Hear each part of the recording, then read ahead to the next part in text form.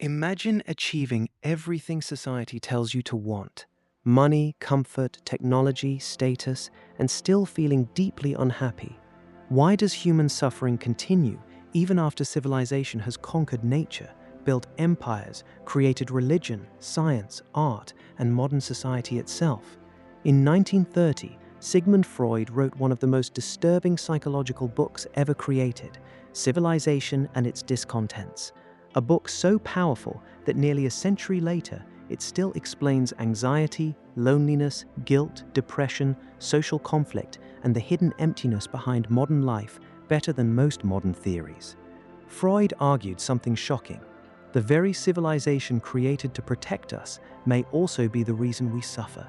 In this video, we'll break down Freud's darkest ideas chapter by chapter, from the birth of the ego, religion, pleasure, love, guilt, and human aggression, to the final terrifying conflict between human instinct and society itself.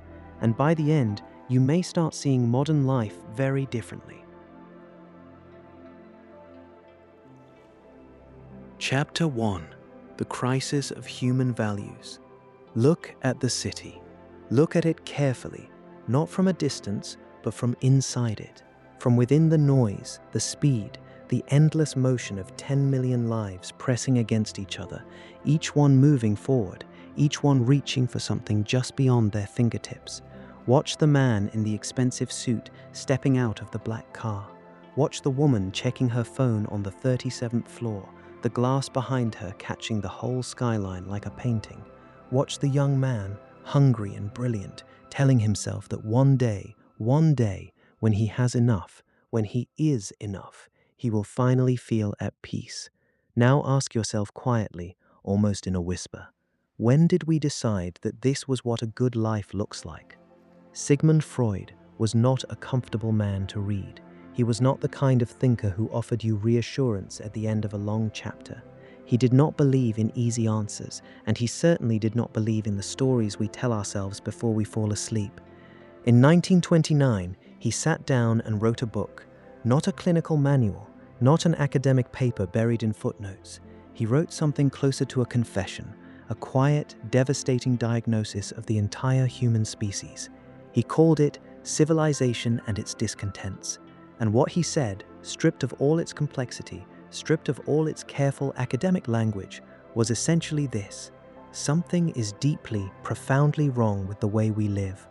Not wrong in a political sense, not wrong in the way that can be fixed with a new government or a better economic system. Wrong in a way that goes much deeper, into the structure of human desire itself, into the architecture of what we want and why we want it, and why, even when we get it, we remain unsatisfied. Think about what we call success. Think about the images we carry in our minds when we use that word. We think of wealth, the kind that insulates a person from ordinary discomfort. We think of power, the ability to move through the world without friction, without obstacle, without the humiliation of being told no. We think of status, the gaze of others turning toward us with something that looks like admiration, something that feels, for a moment, like confirmation. You have made it. You are real. You matter. These are not small desires. They are enormous. They are the organizing forces of entire lives, entire civilizations. People sacrifice their health for wealth. They sacrifice their relationships for power. They sacrifice their authenticity for the approval of people they may not even like. And we do not think of this as tragedy. We think of this as ambition. Freud looked at this and felt something between pity and fascination. He was not naive enough to think that wealth was meaningless or that ambition was simply vanity. He understood that humans are biological creatures, that survival requires resources, that safety requires power. He understood the logic, but he also saw something underneath the logic. He saw the restlessness. He saw the man who reaches the top of the mountain and stands there, looking out at the view he spent 30 years climbing toward, and feels not satisfaction, not completion, but a strange, hollow question forming somewhere in the back of his mind. Is this it? Is this all there is? He saw the woman who has everything the world told her to want and finds herself awake at 3 in the morning in a beautiful room, in a quiet house, feeling something she cannot name but cannot escape, a kind of inner poverty that no external accumulation has ever managed to touch. Freud called this discontent, not depression, not failure, not ingratitude. Discontent, the persistent, gnawing, unquiet feeling that something essential is missing, something that all our progress, all our achievement, all our carefully constructed modern lives have somehow failed to provide. Here is what civilization promised us. It promised that if we built large enough, if we organized deeply enough, if we created systems of law and science and commerce and culture, if we imposed enough structure on the chaos of human nature, then suffering would diminish, life would improve, human beings would finally be free, and in many ways, civilization kept its promise. We cured diseases that once swept through entire populations like fire. We built cities that would have seemed like the work of gods to our ancestors. We connected the entire planet through invisible threads of information, so that two people standing on opposite ends of the earth can see each other's faces, can hear each other's voices in real time. By every measurable standard, we have advanced, and yet here we are, more anxious than any generation before us, more distracted, more medicated, more desperately seeking stimulation, more unable to sit alone with ourselves in a quiet room for more than a few minutes without reaching for a device, without creating noise, without escaping inward. Humanity, Freud observed, has mastered the external world with extraordinary brilliance. It has made very little progress understanding itself. This is the paradox at the center of everything. The same species that split the atom cannot hold a meaningful conversation with its own longing. The same civilization that built cathedrals to house the infinite cannot sit with the silence long enough to hear what the infinite might actually be saying. We are, Freud suggested, creatures in fundamental conflict with ourselves. Not because we are broken, not because we are corrupt in some original, theological sense, but because the very process of becoming civilized requires us to suppress, to redirect, to sublimate the most primal energies of our nature, and because those energies do not disappear simply because society has decided they are inconvenient. They go underground, they move beneath the surface of our polished, professional, appropriate lives, pressing upward like something volcanic, finding strange and indirect expressions in our compulsions, our anxieties, our addictions, our inexplicable dissatisfactions. We build walls around our desires and then wonder why we feel trapped. Consider for a moment the things we genuinely admire, not what we say we admire, not what sounds correct in polite conversation, but what we actually find ourselves drawn to, what captures our attention, what fills the screens we carry in our pockets and the dreams we have in the darkest hours. We admire power, even when we know it corrupts. We admire beauty, even when we know it fades. We admire wealth, even when we can see clearly that the wealthiest people we know are not the happiest ones. There is a psychological peculiarity in this, something Freud found endlessly significant. We consistently pursue and revere things that experience and even our own observation has shown us do not produce lasting peace. We watch someone else obtain the thing we desire and discover it has not made them whole, and then we pursue it anyway, convinced that for us, somehow, the outcome will be different. This is not stupidity. This is something much more interesting. It is the sign of a creature whose true needs and whose consciously stated desires have become deeply, perhaps irreconcilably, disconnected.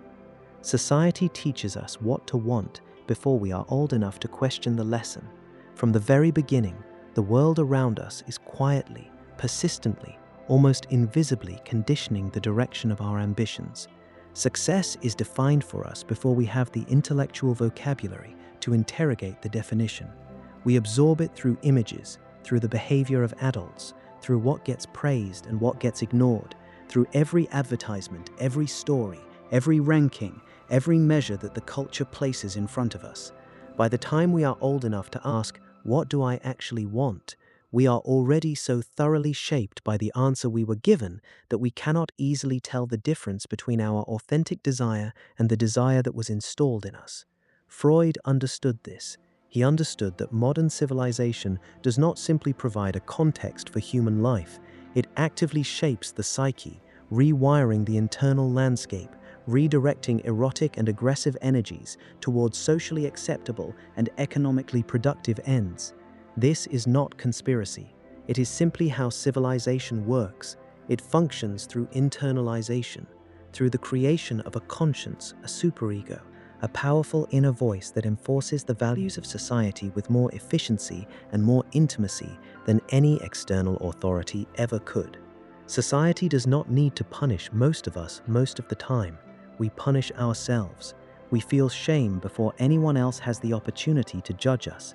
And this inner voice, this civilizing force, is enormously productive. It makes cooperation possible. It makes science and art and law possible. It creates the conditions in which 10 million people can live side by side without destroying each other every morning. But it also costs us something profound. It costs us a relationship with our own depths. Freud was, by temperament and by conviction, a pessimist. He would have used a different word. He would have called himself a realist, but the distinction was thin. He did not believe that human beings were moving toward a golden age. He did not share the Enlightenment faith in progress as an essentially upward arc, a slow but inevitable march from barbarism toward reason and happiness. He had seen too much, clinically, historically, philosophically, to sustain that faith. What he saw instead was a permanent, unresolvable tension between the individual and the collective, between freedom and security, between the life-seeking energies of eros and the death-seeking energies of something darker, between what we truly are and what we must become in order to live together. This tension, he believed, was not a problem to be solved. It was the condition of human existence. And discontent, that persistent, unquiet feeling of incompleteness that modern life cannot seem to cure, was not a malfunction of civilization. It was its price, the cost of everything we have built, everything we have achieved, everything we have become. Sit with that for a moment. Imagine the ancient statues in forgotten museums, faces carved in marble, serene and absolute, civilizations that believed themselves eternal. They are gone now, the empires, the certainties, the gods they built temples to honor. And yet here we are, still asking the same questions those carved faces never answered. What does it mean to live well? What does the soul actually need? What are we beneath everything we have accumulated, beneath every role we perform, every identity we wear like armor against the terrifying openness of our own existence? Freud did not offer a comfortable answer. He offered something more valuable. He offered honesty. He told us that the dissatisfaction we feel is not a sign of personal failure. It is not evidence that we have chosen wrong careers or wrong partners or wrong lives. It is something structural, something woven into the very fabric of what it means to be a civilized human being in a world that asks us to be manageable, productive, and contained. The hunger we feel, the incompleteness that follows us even into our most successful moments, these are not accidents. They are the fingerprints of something deeper, something that wealth cannot touch, that power cannot reach, that status cannot satisfy. And so we arrive at the question that Freud leaves trembling in the air at the beginning of this inquiry, the question that will follow us through every chapter that comes after, growing heavier and more urgent the longer we sit with it. If success cannot satisfy the human soul, if civilization, for all its magnificent architecture and accumulated wisdom, still leaves its citizens sleepless and searching, if every measure we have ever used to define a good life, the wealth, the power, the admiration, the comfort, the progress, if all of it together cannot silence the quiet voice inside that keeps insisting something is missing, then what are humans truly searching for? What is it, beneath everything, that we actually need? That question is not rhetorical. It is the most important question Freud ever asked, and in what follows, we will go deeper into the answer and deeper into ourselves than most people dare to go.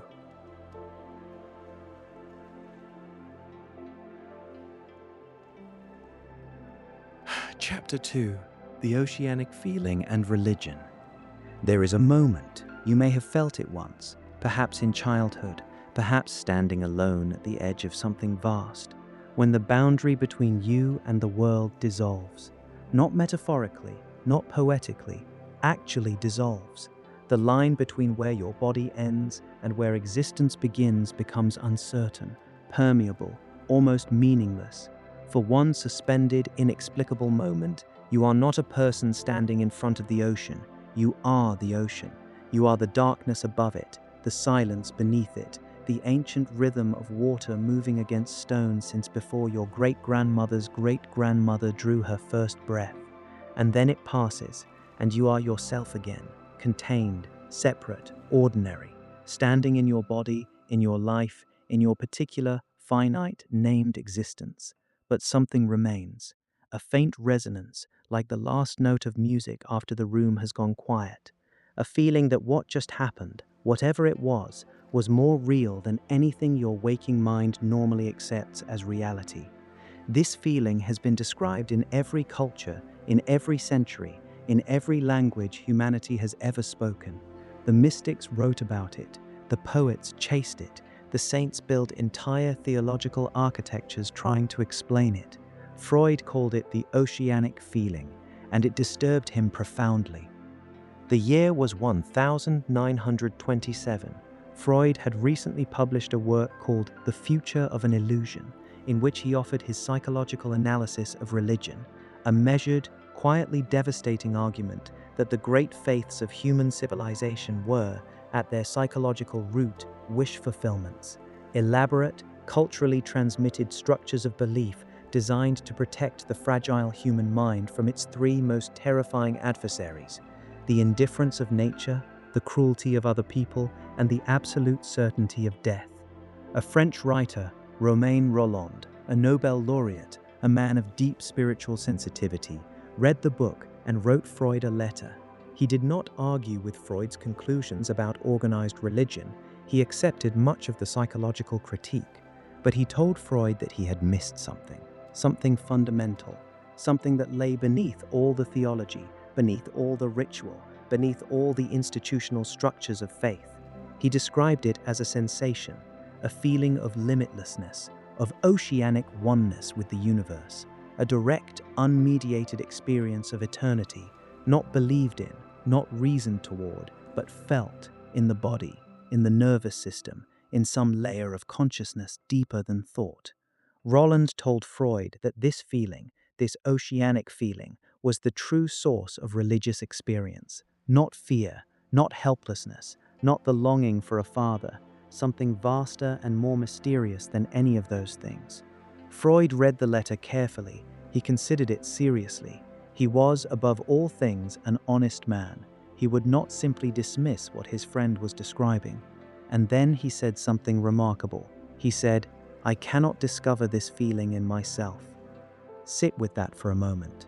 One of the most penetrating minds in the history of human self-examination, a man who spent his entire professional life navigating the hidden architecture of the inner world, who had mapped the unconscious with extraordinary precision and daring, could not find within himself this sensation of oneness with existence. He was not being dishonest, he was not being dismissive, he simply did not feel it. And rather than conclude that it did not exist, Freud did what Freud always did. He tried to understand it. The question he asked himself was deceptively simple. What kind of mental event is this? What is happening, psychologically, when a human being feels themselves dissolve into something larger than the self? To answer that, he went back to the very beginning of selfhood. Think about a newborn child, not the child you remember being, because you do not remember this. This is before memory. This is before language. This is before the word I had any meaning at all. In those first weeks of existence, the infant does not experience a distinction between self and world. The warmth of a body, the pain of hunger, the sound of a voice, the sensation of light, none of these are experienced as outside. There is no outside yet. There is only experience, undivided, total, continuous.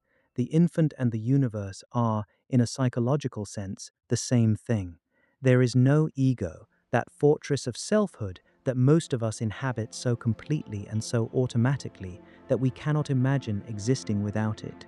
There is only sensation, flowing through an organism that has not yet learned to call itself I. And then, slowly, painfully, necessarily, the separation begins. The world does not always respond to the infant's needs. The warmth is not always there when the body demands it. The hunger is not always answered immediately. The soothing voice does not always come. And in those moments of unmet need, in those small but psychologically enormous experiences of absence, the child begins to learn something that will define its entire existence. I am separate from the world. The world is other than me. I end somewhere, and everything else begins. This is the birth of the ego, not a philosophical concept, a lived, embodied experience of boundary, of limit, of the self as a distinct, enclosed individual thing moving through an external reality that it does not control and cannot fully predict. It is, in a sense, the original wound, the first and most fundamental loss a human being ever suffers, the loss of that primal unity, that wordless, boundaryless oneness with existence that the infant body once knew as the only reality there was. And here is where Freud arrives at something quietly extraordinary. He suggests that the oceanic feeling, that mystical sensation of dissolving into the universe that Roland described, may not be a glimpse of something supernatural. It may not be the voice of God or the presence of the infinite pressing through the membrane of ordinary consciousness. It may be a memory, a trace, an echo, a residue of that original psychological state, the time before the ego hardened into its current form, before the boundary between self and world became so solid and so absolute. When a person feels themselves merge with the ocean, with the sky, with the ancient silence of a cathedral at midnight, they may be feeling the faintest reverberation of something they once lived in completely, a state the adult mind can only glimpse sideways, briefly, in moments of meditation or prayer or aesthetic ecstasy, or standing alone at the edge of something too large to comprehend. Not transcendence forward into something divine, but regression, briefly, gently, backward into something primordial. The ocean, in this reading, is not ahead of us, it is behind us. Freud found this idea intellectually satisfying, psychologically coherent, but he was not finished, because the oceanic feeling, even if it explained certain peak experiences, did not fully account for the extraordinary power of religion as a social and psychological force. It did not explain why billions of human beings across all of recorded history have organized their lives, their moralities, their deaths, and their most intimate hopes around systems of belief in something beyond the visible world. For that, Freud turned to a different origin, not oneness, but helplessness. Consider the human condition with absolute honesty. We are small creatures in an incomprehensibly large universe. We live on a planet that does not acknowledge us, that produces earthquakes without warning, diseases without mercy, famines without apology. We are born without choosing to be born, and we die without the option of refusal. Everything we love is temporary. Every body we inhabit is fragile. Every certainty we construct is built on foundations that can crack without notice. We are, Freud wrote, fundamentally helpless, and the psyche does not tolerate helplessness without a response.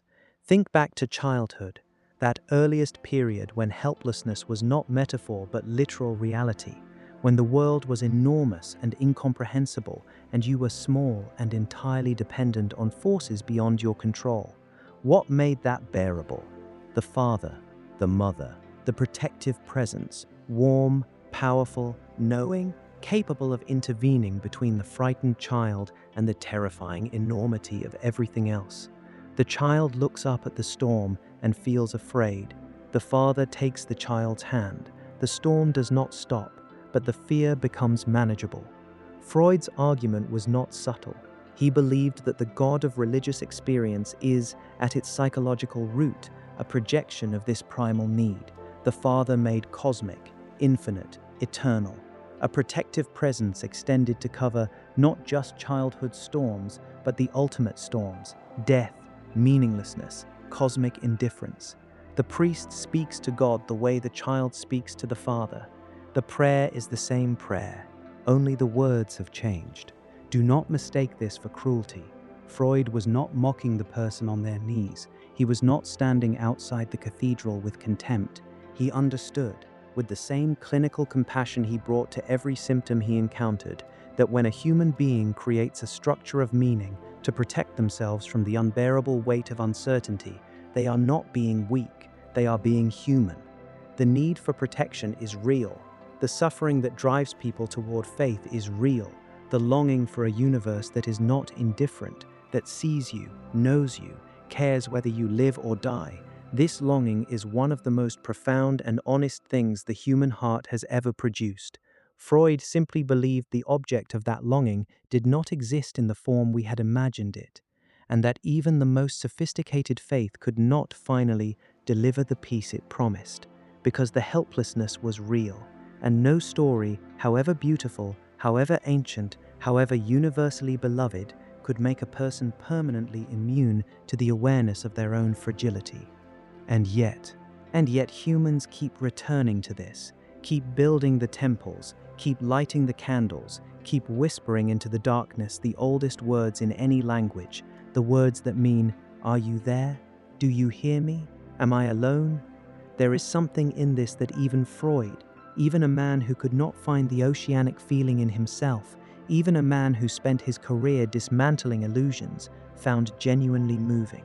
Because the search for meaning beyond the material is not simply a neurosis, it is not simply a defense mechanism against death, it is also something that seems to be woven into the structure of human consciousness itself, a persistent, unkillable orientation towards something larger, something transcendent, something that the measurable world never quite seems to fully contain.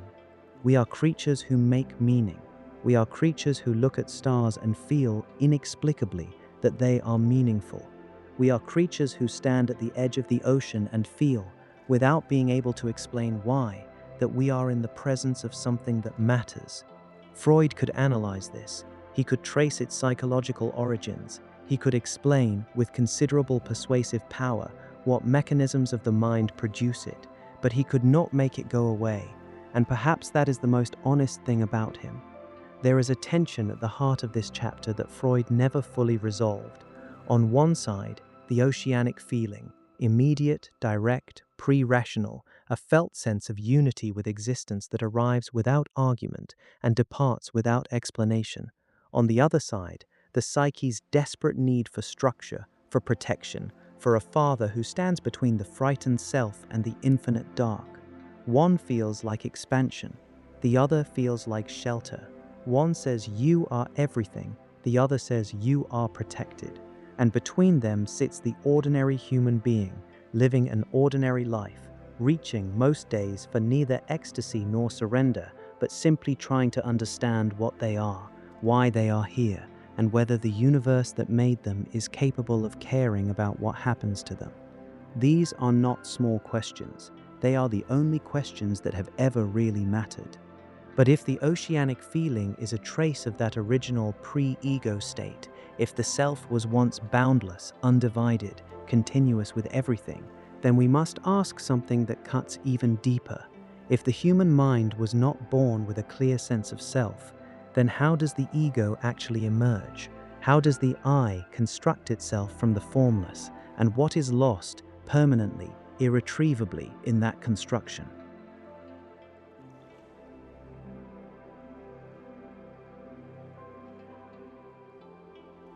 Chapter 3. The Birth of the Ego. Before you were anyone, you were everything. Before you had a name, before you had a face that you recognized as yours, before you understood the difference between your hand and the hand that held it, you existed in a state that most adults can no longer remember and almost none can fully imagine. A state of total, undivided oneness. No separation, no boundary, no interior and no exterior. No self reaching toward the world because there was no self yet, only experience flooding through a small, warm body that had not yet learned to say I. This is where you began, not in a hospital room, not in a name chosen by your parents, not in the story your family tells about the day you arrived. You began here, in this formless, wordless, borderless state of pure being, before the world taught you the most consequential lesson it will ever teach you. You end somewhere, and everything else begins. Freud was fascinated by the question of where the self comes from, not the philosophical question of consciousness, though that interested him too, but the psychological question, the developmental question, the deeply practical and deeply unsettling question of how a human being goes from that original state of boundless, undifferentiated experience to the solid, bounded, named, self-aware creature that wakes up every morning convinced it knows exactly who it is.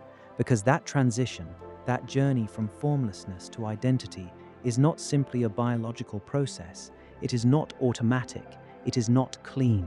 It is, Freud believed, one of the most psychologically dramatic events in any human life, and most of us have no memory of it whatsoever. Picture the newborn, not as a small adult, not as a person in miniature, but as something genuinely different, a form of consciousness so alien to our ordinary experience that we would struggle to comprehend it, even if we could observe it directly. The infant does not experience hunger as my hunger, does not experience warmth as my warmth, does not look at the mother's face and think, that is another person, separate from me, who I depend upon. There is no my, there is no me, there is only sensation, immediate, total, without context. The warmth and the hunger and the sound and the light all exist in an undivided field of experience that the infant body moves through the way water moves through water. The infant and the world are not two things in relationship, they are one thing, undivided. And then something happens, the hunger comes, and nothing responds. The body sends its signal, urgent and absolute, and the warmth does not appear, the comfort does not arrive, the need reaches outward and finds only absence. This is the first lesson, this is the original shock. Something exists outside of me that I cannot control. Something exists that does not respond simply because I need it to. The universe, it turns out, is not continuous with my desire. It has its own rhythms, its own delays, its own silences that have nothing to do with what I want or when I want it. And in that gap, in that painful, confusing space between need and fulfillment, the first thin line begins to form. The first faint boundary between the self and the not self, between the inside and the outside, between me and everything that is not me. This is not an insight the infant arrives at philosophically. It is not a conclusion reached through reasoning. It is felt, in the body, in the nervous system, in some layer of experience deeper than thought will ever reach. This is where I end. This is where the world begins. Freud traced this separation with extraordinary psychological precision. The ego, that structure we call the self, that sense of being a distinct individual with a continuous identity persisting through time, does not exist at birth. It is built, constructed, piece by piece, through repeated encounters with a world that refuses to be continuous with desire. Every experience of absence teaches the infant a lesson. Every moment the warmth is delayed. Every moment the hunger is not immediately answered. Every moment the comforting sound does not come. Each of these is a small psychological education in the reality of separation. The external world becomes gradually recognizable as other, as something that has its own laws, its own timing, its own indifference to the urgency of need. And the psyche, flexible, adaptive, astonishing in its capacity to reorganize itself around new realities, begins to form a structure adequate to this discovery. The ego emerges as a kind of answer to the world's refusal to be absorbed. If the world will not dissolve into me, then I must become distinct from the world. If the universe will not conform to my desire, then I must learn to navigate a universe that exists independently of desire. The self, in Freud's account, is not something you were given. It is something you survived your way into. Think about what it costs. Think about what is lost in that original separation, that gentle, devastating withdrawal from the primal oneness of early infancy. Something that was total becomes partial. Something that was everywhere becomes bounded. The infant who was once indistinguishable from the universe becomes a person, contained, limited, enclosed within a skin that now functions as a border crossing between interior and exterior, and the ego, that border hardens over time, becomes more defined, becomes the organizing structure around which all experience is arranged, becomes eventually so solid and so automatic that the adult person can barely conceive of existence without it. I am this person. I have this history. I hold these beliefs and carry these wounds and maintain these relationships. I am continuous. The person who woke up this morning is the same person who fell asleep last night, the same person who was a child in a particular house, in a particular city, at a particular moment in history. This continuity feels absolute. It feels like bedrock. But Freud was suggesting something quietly devastating beneath this certainty. He was suggesting that the bedrock is constructed, that the solidity is a psychological achievement, not a metaphysical given, that the self you experience as the most fundamental and certain thing in your existence is, in fact, a kind of elaborate, ongoing, deeply convincing fiction, one that the mind creates and maintains and defends with extraordinary effort, because without it, ordinary life would become impossible. There are moments when the fiction cracks. You know this. You have felt it. The moment you fall deeply in love, genuinely, vulnerably, completely, and the boundary between you and another person becomes suddenly permeable. Their pain becomes your pain. Their joy arrives inside you before you have time to think about it. The carefully maintained border of the self becomes, for a while, something you barely notice because you are too busy being continuous with someone else. Love, Freud observed, temporarily restores something of that original oceanic state. The ego relaxes its vigilance. The boundary softens. Two separate people move through the world as if they share a single interiority, and then the relationship ends or changes, or the ordinary distances of daily life gradually reassert themselves, and the person is left alone inside their own borders again. And sometimes the loneliness of that return is more acute than any loneliness they had felt before the dissolution, because they remembered, briefly, what it felt like to not be so entirely alone inside themselves, and now they have to forget again. At the other extreme, the boundary can distort rather than dissolve. There are psychological states in which the ego's sense of where it ends and the world begins becomes unreliable, unstable, nightmarish. States in which the external world feels like an extension of the inner life, menacing, deliberately arranged against the self, saturated with personal meaning that no one else can see. States in which the self expands inappropriately, claiming ownership of things that do not belong to it, or contracts until it feels like nothing at all, a hollow space inside a body going through motions. Freud understood these not as aberrations occurring in minds fundamentally different from healthy ones, but as extreme variations of processes that exist in all minds. The ego is never as stable as it presents itself. The border is never as solid as it feels. We are all, at some level, managing a structure that is more fragile than we are comfortable admitting. And this fragility has consequences that reach far beyond the individual psyche.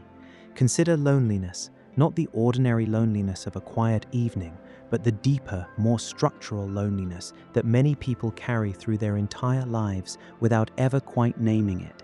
The loneliness that persists even in the presence of others.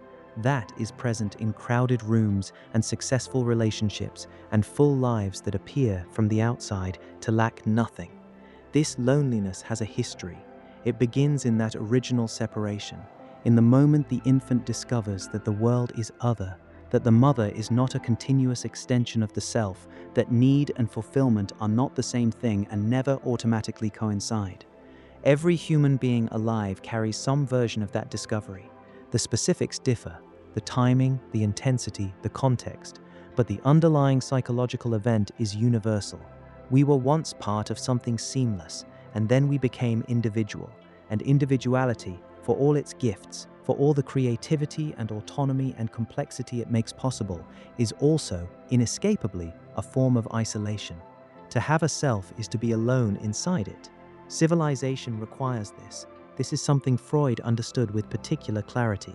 The vast, intricate, cooperative enterprise of organized human society depends on the existence of bounded individual selves, persons who can be named, identified, held accountable, entered into contracts, assigned responsibilities, recognized as distinct agents moving through a shared world.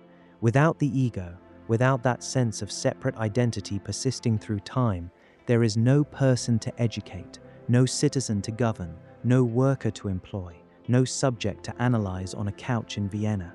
Civilization needs the self to be solid, and so it reinforces that solidity. It gives the ego a name at birth. It gives it a history, a family, a nationality, a set of values, a role to perform, a place in the social order. It surrounds the self with mirrors, other people who reflect its existence back to it, confirming that it is real, that it is consistent, that it is what it believes itself to be. And the self, grateful for the confirmation, relieved to be seen, accepts the mirrors as truth. But beneath all of it, in the deepest strata of psychological experience, the original question remains, unanswered, perhaps unanswerable. Who or what were you before the ego was built? What existed in that formless space before the separation, before the boundary, before the name? Is the self you experience, the one reading these words, the one that will carry this narration into the rest of your day? Is it the real you? Or is it the most successful story you have ever managed to tell yourself? Freud did not believe in souls. He did not believe in a metaphysical essence preceding the psychological construction of identity, but he was honest enough to admit that what we call the self is not the simple, solid, self-evident thing that ordinary consciousness insists it is. It is something that was built out of pain and separation and the long, slow education of a body learning to live in a world that will not always respond. It is real, but it is not natural in the way that breathing is natural. It was made, and what is made can be understood, and what is understood can no longer be taken entirely for granted. And once the ego awakens, once that sense of I solidifies into the organizing center of a human life, everything changes. Because now there is a self that can suffer, a self that can want, a self that can feel the gap between what it has and what it desires, and feel that gap as pain, as longing, as urgency, as the restless, relentless forward motion of a creature that is never entirely satisfied with where it is. The ego is not merely the structure of identity, it is the structure of desire. And once it is awake, once it knows itself as a self, it begins immediately its endless, exhausting, magnificent, heartbreaking pursuit of what it needs to feel complete.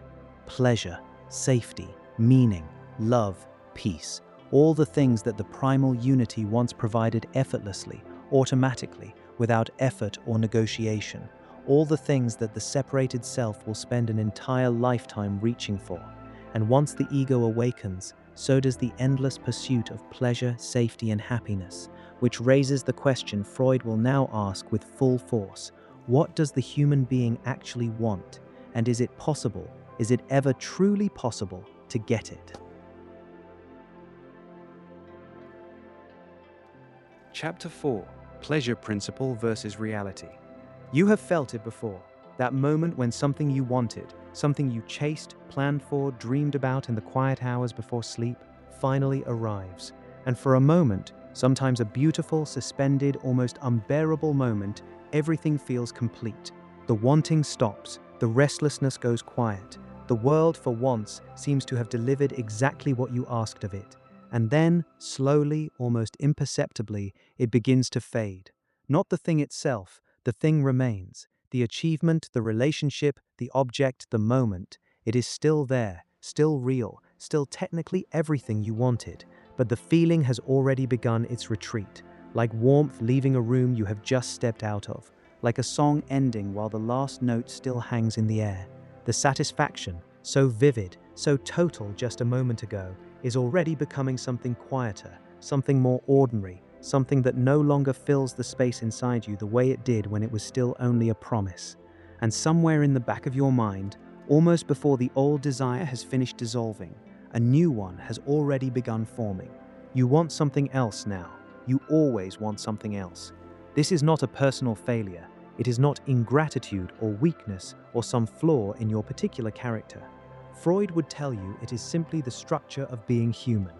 At the center of Freud's understanding of the human mind sits a principle so fundamental that he called it primary. Not a cultural phenomenon, not a philosophical observation, a biological, psychological drive as basic to the organism as breathing. He called it the pleasure principle. The idea is almost childishly simple on the surface. The mind, at its most basic operational level, seeks pleasure and avoids pain. It moves toward comfort and retreats from discomfort. It reaches for satisfaction and recoils from frustration. It is designed, if designed is even the right word, to reduce tension, to resolve need, to return the organism to a state of equilibrium as quickly and completely as possible. This is not a moral failing. This is not selfishness in any meaningful ethical sense. It is the default operating mode of a nervous system shaped by millions of years of evolutionary pressure. Creatures that sought pleasure survived. Creatures that avoided pain reproduced. The pleasure principle is not a weakness of human character. It is the engine underneath human character. But reality had other plans. From the very first moment of conscious experience, from the first hunger that went briefly unanswered, from the first moment of cold or noise or absence, the external world announces itself as something that will not simply conform to the mind's desire for comfort. Reality does not care about the pleasure principle. Reality has its own logic, its own timing, its own scarcity, its own absolute indifference to what any individual organism needs or wants or desperately reaches for. And the psyche, confronted with this indifference, must either shatter against it or reorganize itself around a new and more sophisticated operating principle. Freud called this the reality principle. If the pleasure principle says seek satisfaction now, the reality principle says wait, calculate, navigate, delay the immediate gratification if delay increases the likelihood of longer-term survival. It is the voice that says the world must be understood before it can be negotiated. That desire must sometimes be deferred, redirected, suppressed, not because desire is wrong, but because the world is not infinitely accommodating. The child learns this, the adult lives it. The entire architecture of civilization is built upon it. Every law, every social contract, every moral system ever devised by human beings is, at some level, an elaboration of the reality principle, a collective agreement that individual desire must sometimes yield, must often yield, to the requirements of shared existence. We give up the unmediated satisfaction of our impulses and receive in return safety, predictability, the possibility of cooperation, the infrastructure of a world in which more than one person can live without constantly destroying everyone else. It is, Freud believed, a reasonable bargain. It is also, he believed, the source of almost everything that makes human beings miserable. Here is the problem. The pleasure principle does not disappear simply because the reality principle has established its authority. It does not retire quietly when civilization tells it the rules have changed.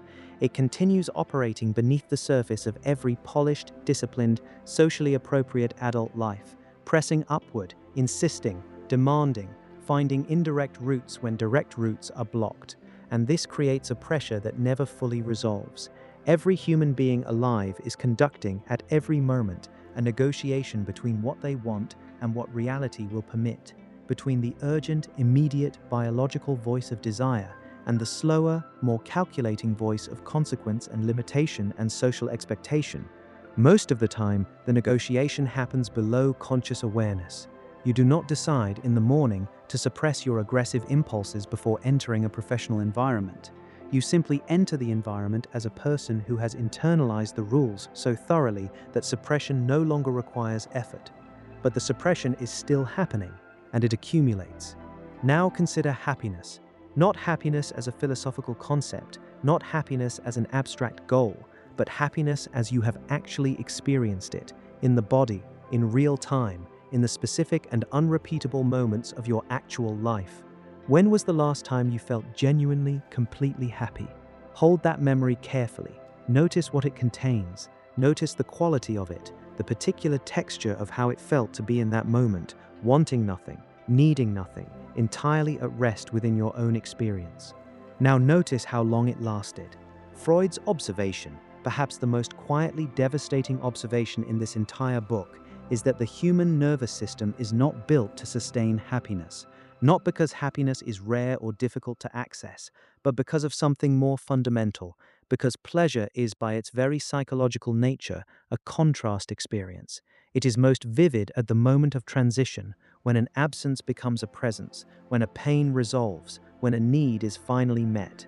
The pleasure of warmth is sharpest when you have just come in from the cold. The pleasure of food is most intense when hunger has been real. The pleasure of reunion is proportional to the duration of separation. But once the contrast is established, once the need is met and equilibrium is restored, the pleasure begins to flatten. The nervous system adapts. What was extraordinary becomes ordinary. What was extraordinary becomes background. What was extraordinary becomes, eventually, invisible. We call this adaptation. Scientists study it, philosophers observe it, and human beings throughout all of history have experienced it with a mixture of bewilderment and private grief. You work for years towards something. You imagine how it will feel. You arrive, and then, with a speed that should by now be familiar, but always somehow catches you off guard, the arrival becomes the new departure point. The destination becomes the new beginning.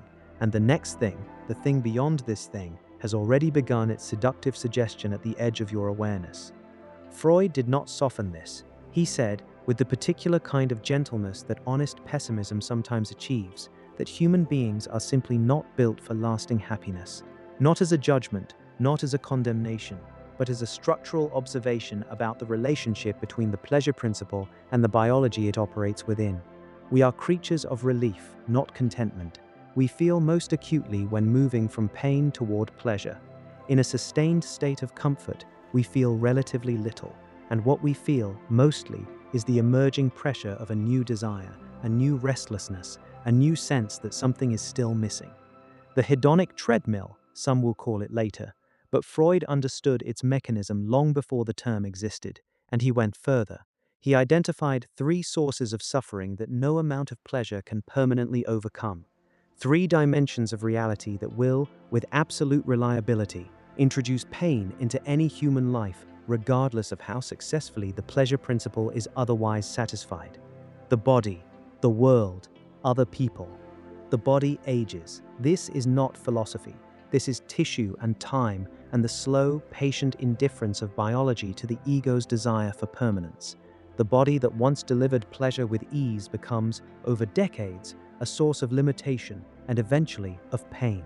It gets tired, it breaks down, it carries its own schedule of deterioration that no amount of wealth or willpower or positive thinking has ever managed to permanently interrupt. The external world, nature, chance, the sheer randomness of events remains ungoverned by human desire. The earthquake does not consult your plans. The disease does not check whether you have earned exemption. The accident, the loss, the sudden reversal of everything you carefully constructed, these arrive without warning and without apology, as they always have, as they always will. And other people, the same other people without whom the deepest pleasures of human existence are impossible, are also the most reliable source of human pain. The relationship that promised safety becomes the relationship that inflicts the most precise and intimate damage. The love that dissolved the boundary of the self becomes, if it ends or fails or simply changes, the wound that no other wound quite resembles. We need each other. We hurt each other. We cannot do without each other. We cannot always survive each other. This contradiction does not resolve. It simply continues. Modern life has not made this easier. If anything, it has intensified the pressure. Contemporary civilization surrounds its inhabitants with images of satisfaction. Every screen, every advertisement, every carefully curated window into other people's existence offers the implicit suggestion that completion is possible, that the right purchase, the right achievement, the right relationship, the right version of yourself will finally quiet the restlessness and deliver the peace you have been searching for since before you had language for the search. And so desire is not diminished by modern abundance, it is amplified by it, shaped by it, given new objects and new urgency and new timelines that compress the space between wanting and expecting into something almost unbearably tight. The result is a particular kind of modern exhaustion, not the exhaustion of the body, though that is present too, but the exhaustion of the wanting itself, the weariness that comes from decades of reaching and briefly touching and losing and reaching again, the subtle, persistent depletion of a life organized around a pursuit that, by its very psychological structure, can never permanently arrive. We are tired of wanting, but we cannot stop, because the moment the wanting goes quiet, something that feels uncomfortably like emptiness takes its place, and emptiness, That quiet, structureless space where desire used to be is one of the things the modern human being is least equipped to tolerate. And so we build coping mechanisms, we fill the silence, we create distraction, accumulate stimulation, maintain a constant low-level hum of activity and information and social noise that keeps the deeper questions from surfacing long enough to demand an answer. We work compulsively, not because we need to, but because the structure of work provides the pleasure principle with a socially approved channel. We consume, not because we are hungry, but because the brief brightness of a new acquisition mimics for a moment the feeling of a need being met. We perform, on stages large and small, in professional environments and social media and the quiet theater of daily self-presentation, because the approval of others triggers something in the nervous system that resembles, at least temporarily, the relief of genuine satisfaction. None of these mechanisms are failures of character. They are intelligent adaptations to an impossible psychological situation. They are how the mind survives the gap between what it was built to want and what reality is willing to provide. But the gap remains. Beneath the noise, beneath the motion, beneath the carefully maintained structure of a productive and apparently purposeful life, the gap remains. The distance between the pleasure principle's original demand and what reality has actually delivered. The quiet, persistent awareness in the honest hours that something the mind reaches for has never quite been found. Not yet, perhaps not ever. And that awareness, that low, almost inaudible note of incompleteness humming beneath the surface of even the most successful human life, is what Freud was trying to name. Not to cure it, not to eliminate it, simply to look at it clearly, without flinching, without the comfort of false reassurance, to say, this is the structure, this is what it is to be a creature of desire living in a world that will not reliably satisfy desire, and then to ask what comes next. Because the pain does not simply sit there, waiting to be philosophized about. It presses, it demands, it insists on a response. And if civilization cannot eliminate suffering, if the body will decay and the world will remain indifferent and other people will continue to wound us, then the psyche will find other ways to manage what it cannot resolve, other ways to soften the unbearable sharpness of existing in a body that wants more than the world can give, and to escape this unbearable tension between desire and reality. Chapter 5: The Sources of Human Suffering. Nobody tells you when you are young that this is how it will feel. Nobody sits you down and explains that the life ahead of you, the beautiful, open, unwritten life that stretches out beyond childhood like a country you have not yet entered, will be shaped as much by loss as by arrival, as much by grief as by joy, as much by the slow, patient accumulation of things you could not prevent as by the things you carefully, hopefully, deliberately chose. They give you ambitions instead, dreams, directions, a vocabulary for success that has almost no words in it for what happens when the plan meets reality and reality does not yield. And so you arrive into adulthood unprepared for the oldest truth in human experience, that suffering is not an interruption of life, it is woven into the fabric of it. Freud did not arrive at this conclusion cynically, he arrived at it empirically, through decades of sitting across from human beings in the most honest conversations most of them had ever had. Conversations in which the polished surface of a functioning life was slowly, carefully set aside, and what lay beneath it was examined without the comfort of pretense. What he found, again and again, in person after person, across every class and background and configuration of circumstance, was pain. Persistent, structural, apparently inescapable pain. Not always dramatic, not always visible from the outside, but present, always present, running beneath the ordinary movements of daily life like a current beneath still water. And Freud asked the question that most of us prefer not to ask directly: why? Not why does this particular person suffer, but why does suffering appear to be the universal condition, the one experience that no human life, regardless of its apparent advantages, manages to entirely escape? His answer was neither poetic nor consoling. He said suffering has three sources, three fundamental dimensions of reality from which pain enters human experience, with a reliability that no civilization, no philosophy, no amount of personal development has ever managed to permanently interrupt. Nature, the body, other people. Begin with nature. Step outside on any given morning and look at the sky. Really look at it, not as backdrop, but as reality. That vast, indifferent, ungoverned expanse of atmosphere and weather and cosmic process extending outward in every direction without edge or center or the slightest awareness of your existence. Nature does not know your name. It does not adjust its cycles to accommodate your schedule. It does not consult your plans before sending the storm, the flood, the drought, the fire that moves through a landscape the way time moves through a life, taking what it takes, leaving what it leaves, offering no explanation and no apology. Human beings have spent all of recorded history attempting to negotiate with nature. We built walls against the flood. We mapped the disease and isolated its mechanism. We learned to read the sky and predict the weather and launch satellites that give us 48 hours of warning before the hurricane makes landfall. And still the earthquake arrives without announcement. Still the diagnosis is delivered across a desk in a quiet room on an ordinary Tuesday morning. Still the child is taken by the fever or the current or the particular merciless timing of a car rounding a bend at exactly the wrong moment.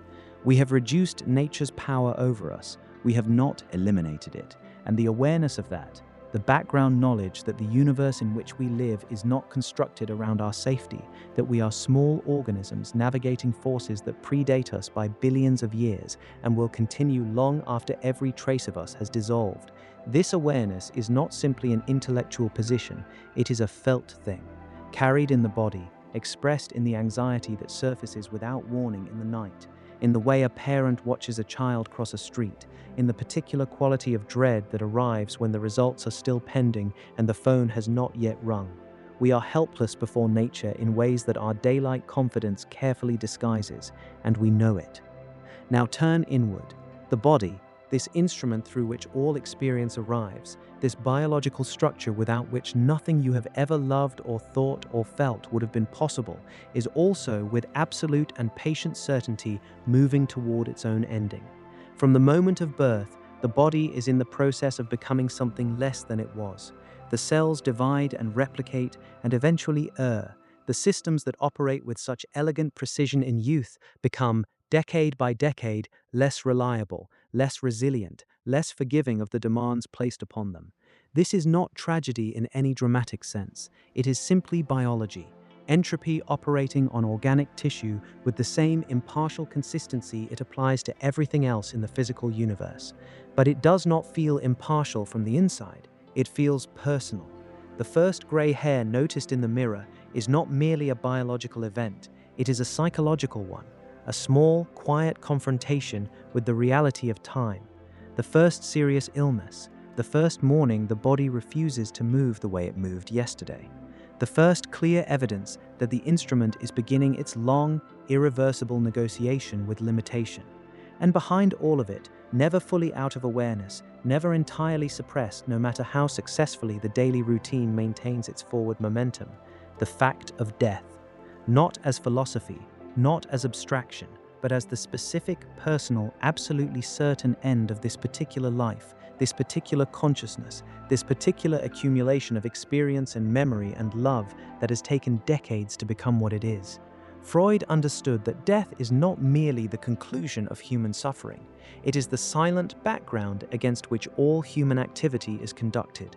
Every ambition, every relationship, every project and plan and hope is carried out in the shadow of an ending that cannot be negotiated or delayed indefinitely or made less final by any amount of achievement or meaning. We build monuments, we write books, we have children, we create things intended to outlast us, not because we have forgotten we will die, but precisely because we have not. And then there are other people. This is the one that Freud considered the most painful, the one that surprised even him in its depth and its universality. Not nature, not the body, but the people we love, the people we need, the people we cannot live without and sometimes cannot survive. Other human beings are the source of the most exquisite pleasure available to human experience. The relationship that works, the love that is genuinely mutual, the friendship that holds across years and change, the family that functions as a place of return rather than a theater of old wounds. These are among the few things that genuinely satisfy the soul in a way that no solitary achievement can replicate. And they are also the source of the most precise and intimate pain any human being ever encounters. The betrayal by someone trusted absolutely, the rejection by someone whose approval was carried like oxygen, the slow, devastating discovery that a person you built your interior landscape around was not who you believed them to be, the loss through death or distance, or the simple, terrible entropy of connection not maintained, of someone who made you feel less alone in the world. Physical pain has a clarity to it, a location, a duration that can be measured and managed and eventually ends. Social pain, the pain of rejection, abandonment, humiliation, grief, has no such clarity. It lives in the nervous system with the same intensity as physical injury, but without a wound that can be dressed, without a recovery timeline, without the reassurance that the body's own intelligence is working to repair what was broken. Freud observed that the damage done to a human being by another human being often outlasts, in its psychological effects, almost any other form of suffering. We are built for connection in the deepest possible sense. Our nervous systems are calibrated to other nervous systems. Our sense of safety depends on the presence and reliability of others. Our capacity to feel real and recognized and meaningful is tied, far more than we are comfortable admitting, to how we are seen and treated by the people around us, which means that every relationship is also a vulnerability. Every person who matters is also a source of potential devastation, and we cannot stop mattering to each other. We cannot choose not to need what we need. We can protect ourselves, we can build walls and manage distance and learn to need less obviously, but the need itself does not disappear, it simply waits.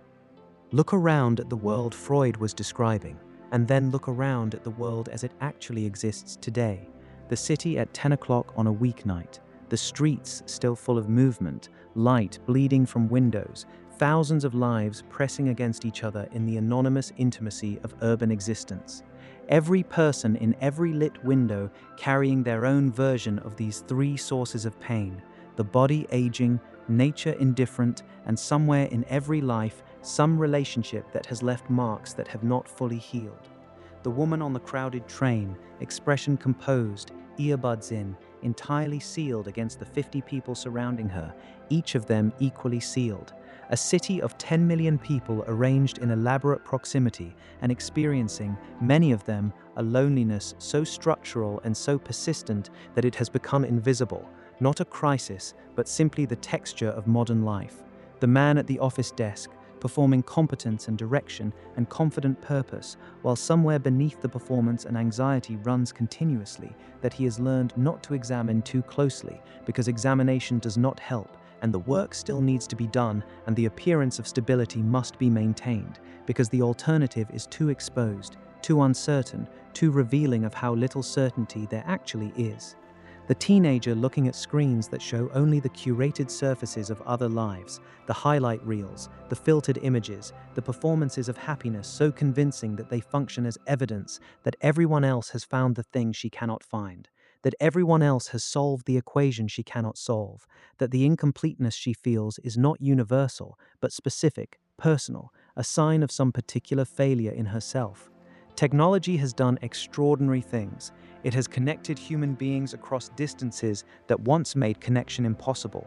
It has accelerated the flow of information and entertainment and distraction to a speed that previous generations could not have imagined. But it has not touched the three sources of suffering. The body still ages in the same way it always has. Nature still operates on its own terms, and other people still have the same capacity to wound that they have always had, now amplified, if anything, by the new and more intimate distances that technology creates between people who are technically in contact but emotionally alone. There is a particular tragedy in this that Freud noticed and that modern life has made only more visible. The more urgently human beings pursue happiness, the more systematically they attempt to construct a life from which suffering has been excluded, the more acutely aware they become of every remaining source of pain.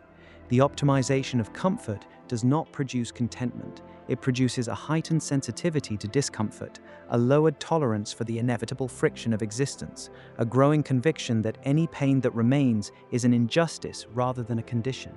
We have become, in many ways, less equipped for suffering precisely because we have become so good at avoiding it. And suffering has not agreed to disappear. Freud was not counseling despair. He was not standing at the window of his apartment in Vienna, watching the city move below him, concluding that life was therefore not worth living. That was never his argument. His argument was more demanding and more useful than that. He was saying, look at this clearly. Stop looking away.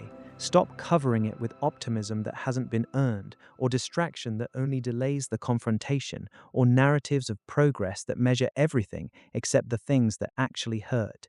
Look at the three sources. Feel the weight of them honestly, because only by looking clearly at what suffering actually is and where it actually comes from can the psyche begin to develop an authentic, rather than a merely defensive relationship with its own existence. The person who accepts that the body will age does not suffer less from aging, but they suffer differently, without the additional wound of betrayal, of having expected exemption and been denied it. The person who accepts that other people will sometimes be the source of profound pain does not stop loving, but they love with a kind of clear-eyed courage that is more sustainable than the love that expects to be kept entirely safe. But acceptance, genuine, embodied acceptance of suffering as a structural condition rather than a personal failure, is perhaps the most difficult psychological achievement there is, and most human beings, most of the time, do not achieve it. Most human beings, most of the time, look for something else, something that will soften the edges of reality, that will create distance between the mind and its pain, that will provide, if not elimination of suffering, then at least temporary relief from the unrelenting awareness of it, an escape, a numbing, a way to make the unbearable weight lighter, even briefly, even artificially, even at significant cost. And because suffering became impossible to escape, because the body and nature and the people we love all continue to deliver their particular forms of pain, regardless of how carefully the life was constructed to avoid them, humanity began inventing ways to numb reality itself, ways to soften the hard edges of consciousness, ways to step, briefly or permanently, partially or completely, out of the life that hurts and into something that hurts less. And that is exactly where we go next.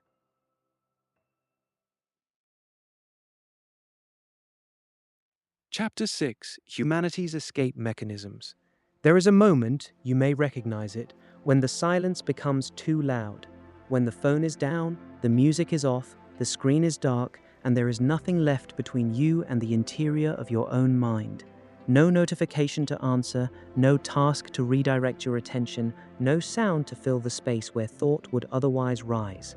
And in that silence, something uncomfortable begins to surface. Not dramatic, not a crisis, just a quiet, persistent, slightly unbearable awareness of yourself, your life, its weight, its unresolved questions, the things you have not dealt with, and the feelings you have successfully avoided for days or weeks or, in some cases, years.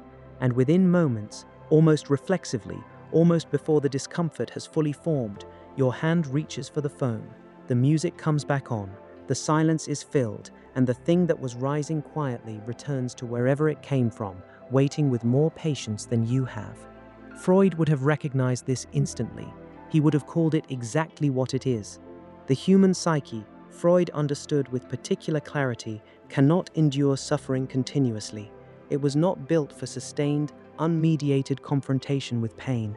The nervous system has limits. The emotional architecture has a load-bearing capacity, and when suffering presses beyond what the mind can integrate and process and metabolize into something workable, the psyche does what it has always done. It escapes, not weakly, not shamefully, but intelligently, with extraordinary creativity and adaptability, because survival is what consciousness is ultimately organized around, and sometimes survival requires not facing reality directly, but finding a way to make reality temporarily more bearable. Freud called these palliative measures, but what he was describing, in language precise enough to withstand a century of psychological scrutiny, was something every human being alive recognizes in themselves if they look honestly.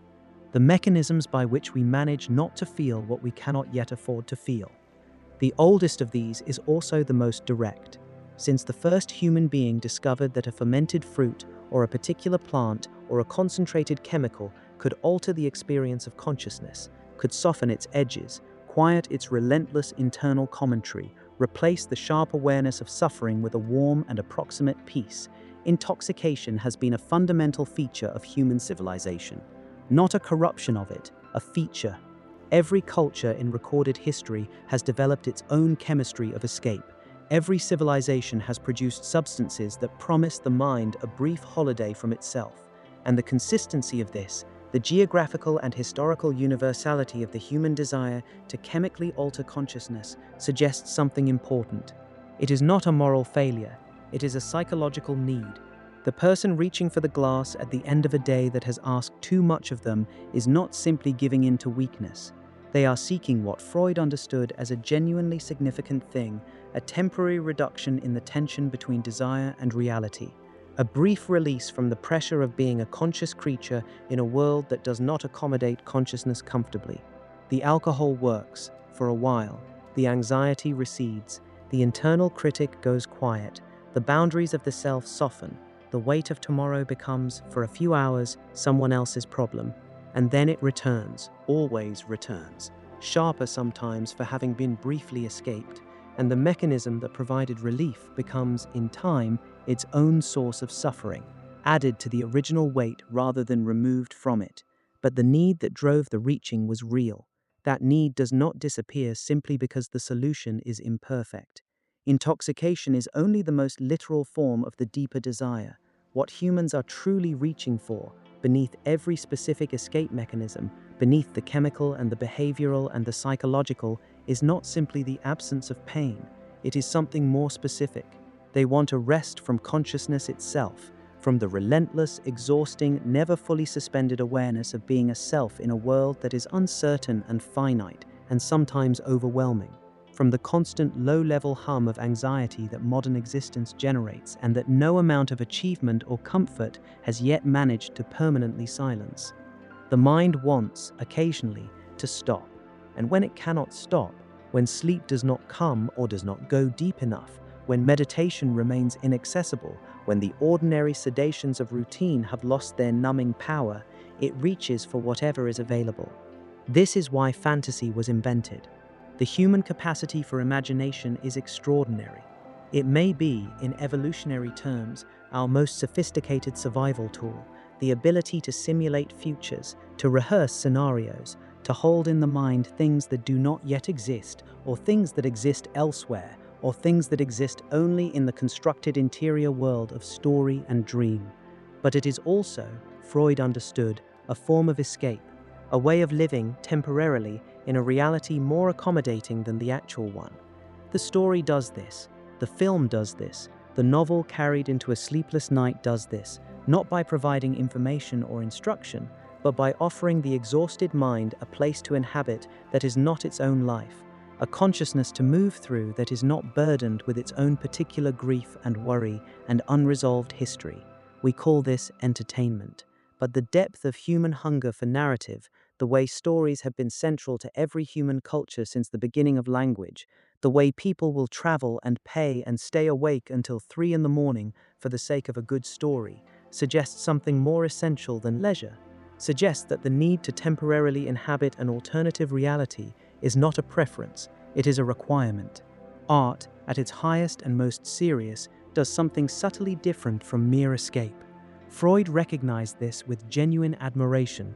The artist, the writer, the composer, the painter, takes the raw material of suffering and through some alchemy of craft and vision transforms it into something that contains beauty, that makes the pain meaningful, that allows the person encountering it to feel their own suffering recognized and shaped into something bearable.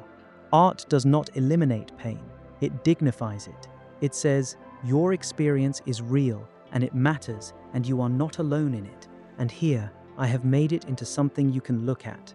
This is not escape in the avoidance sense. It is something closer to integration.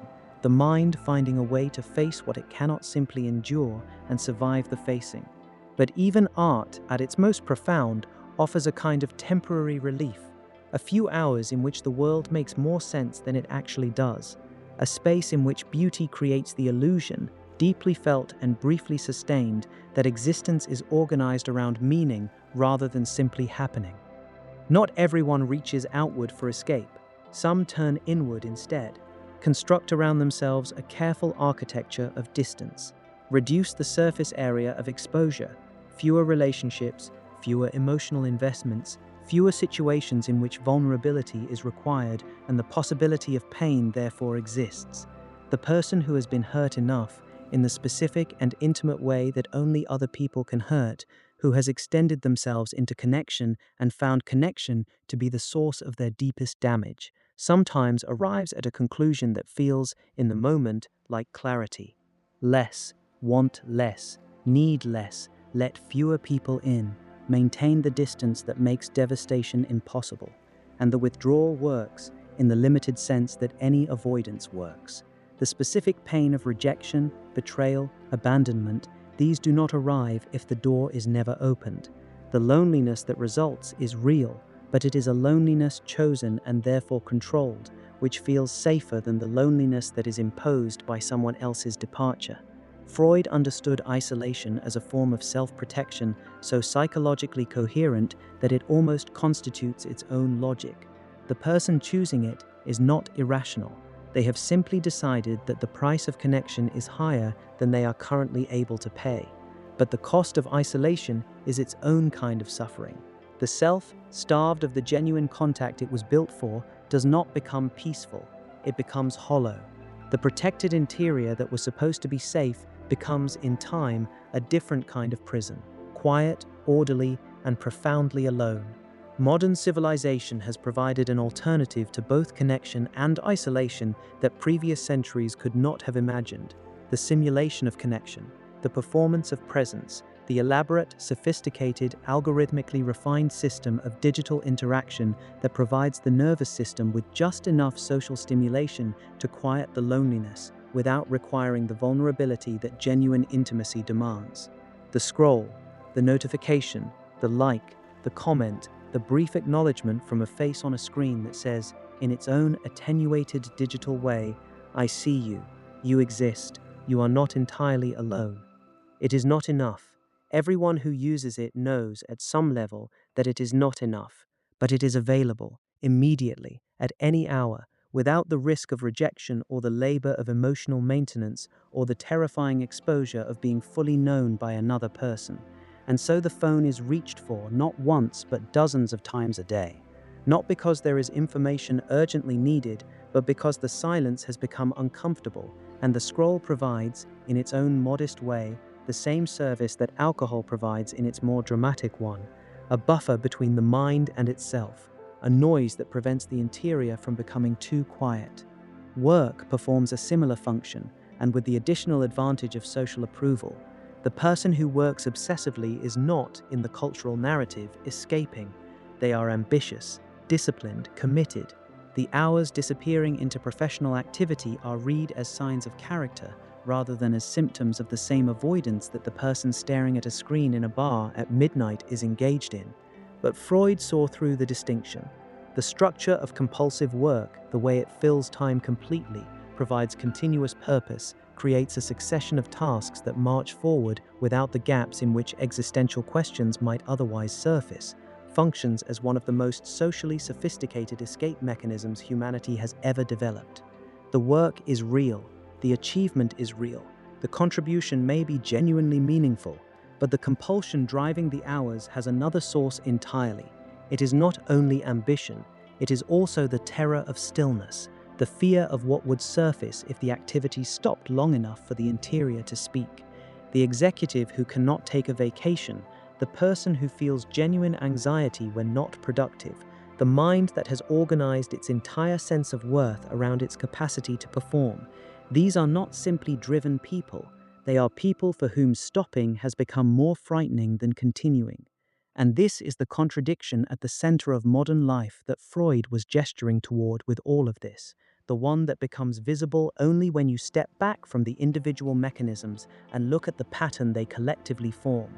We have built the most sophisticated escape infrastructure in human history, more entertainment than any generation has ever had access to, more chemical options, more ways to stay connected without being vulnerable, more work to do and more screens to stare at and more noise to fill the silence with than would have been conceivable to our grandparents.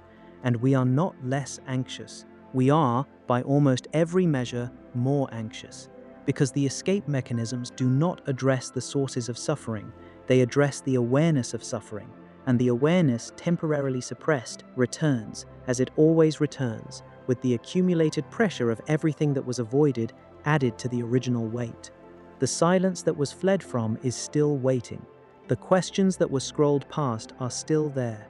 The grief that was worked through professionally rather than felt remains in the nervous system, patient and exact, ready to resurface at the precise moment when the distraction finally fails. Freud's most disturbing implication in all of this is not that humans use escape mechanisms. That is simply a description of the psyche doing what it must do to survive. His most disturbing implication is this: many people are not living their lives. They are managing them, navigating around them, moving through the days in a continuous, low-level state of distraction sophisticated enough to be mistaken for engagement, with genuine experience happening only in the moments when the escape mechanisms briefly fail and reality arrives, undiluted through the gap. The moments of real grief, real joy, real fear, real love. The moments when something cuts through all the management and lands in the body with the full weight of its actual significance. Those moments are often the most uncomfortable ones, and they are also, paradoxically, the most alive ones. The moments when the person is most fully present in their own experience, not watching it, not managing it, not scrolling past it, but inside it, actually living it. The more we escape, the less we live. The more we insulate against suffering, the more we insulate against everything, because the same permeability that allows pain to enter also allows joy to enter. The same openness that makes grief possible is what makes genuine love possible. You cannot selectively numb, and among all the ways humans try to escape suffering, all the intoxications and fantasies and distractions and carefully constructed distances, none felt more powerful, more consuming, more capable of dissolving the boundary between the self and the world, more promising of the permanent peace that all the other mechanisms only temporarily simulated. None felt more beautiful or more dangerous than love.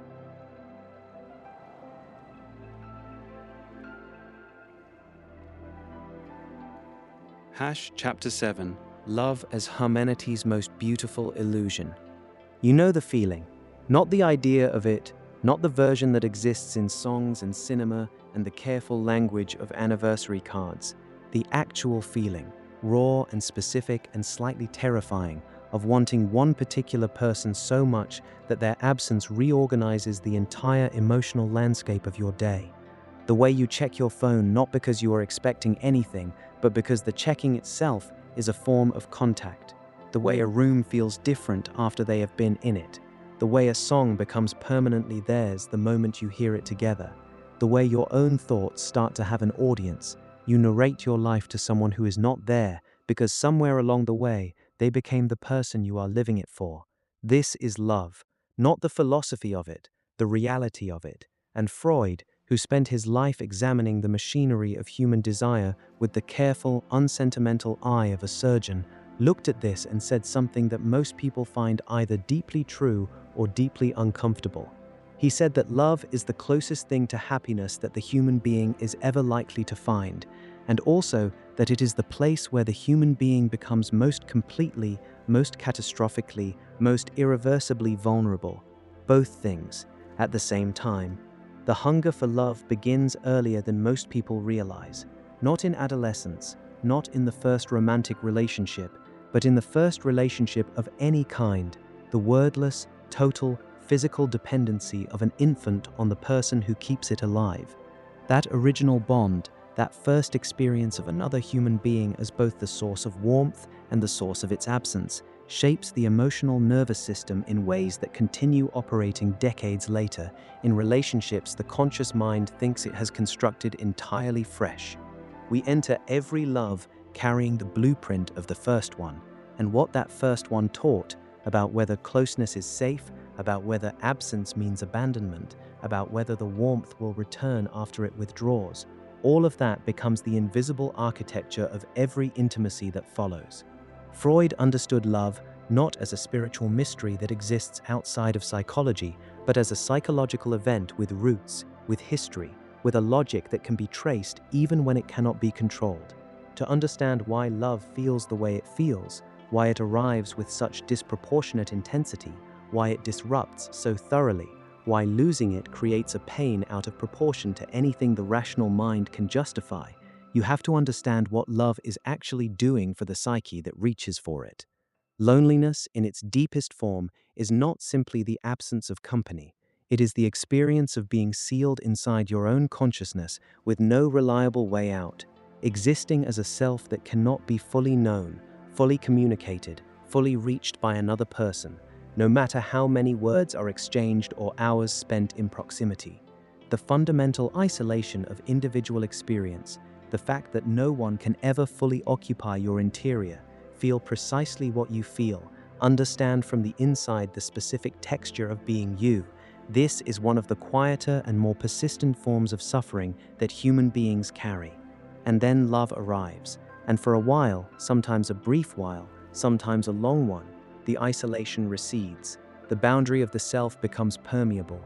There is someone who seems to actually see you, not the performance of you, not the version edited for public consumption, but the uncertain, complicated, sometimes embarrassing reality of you.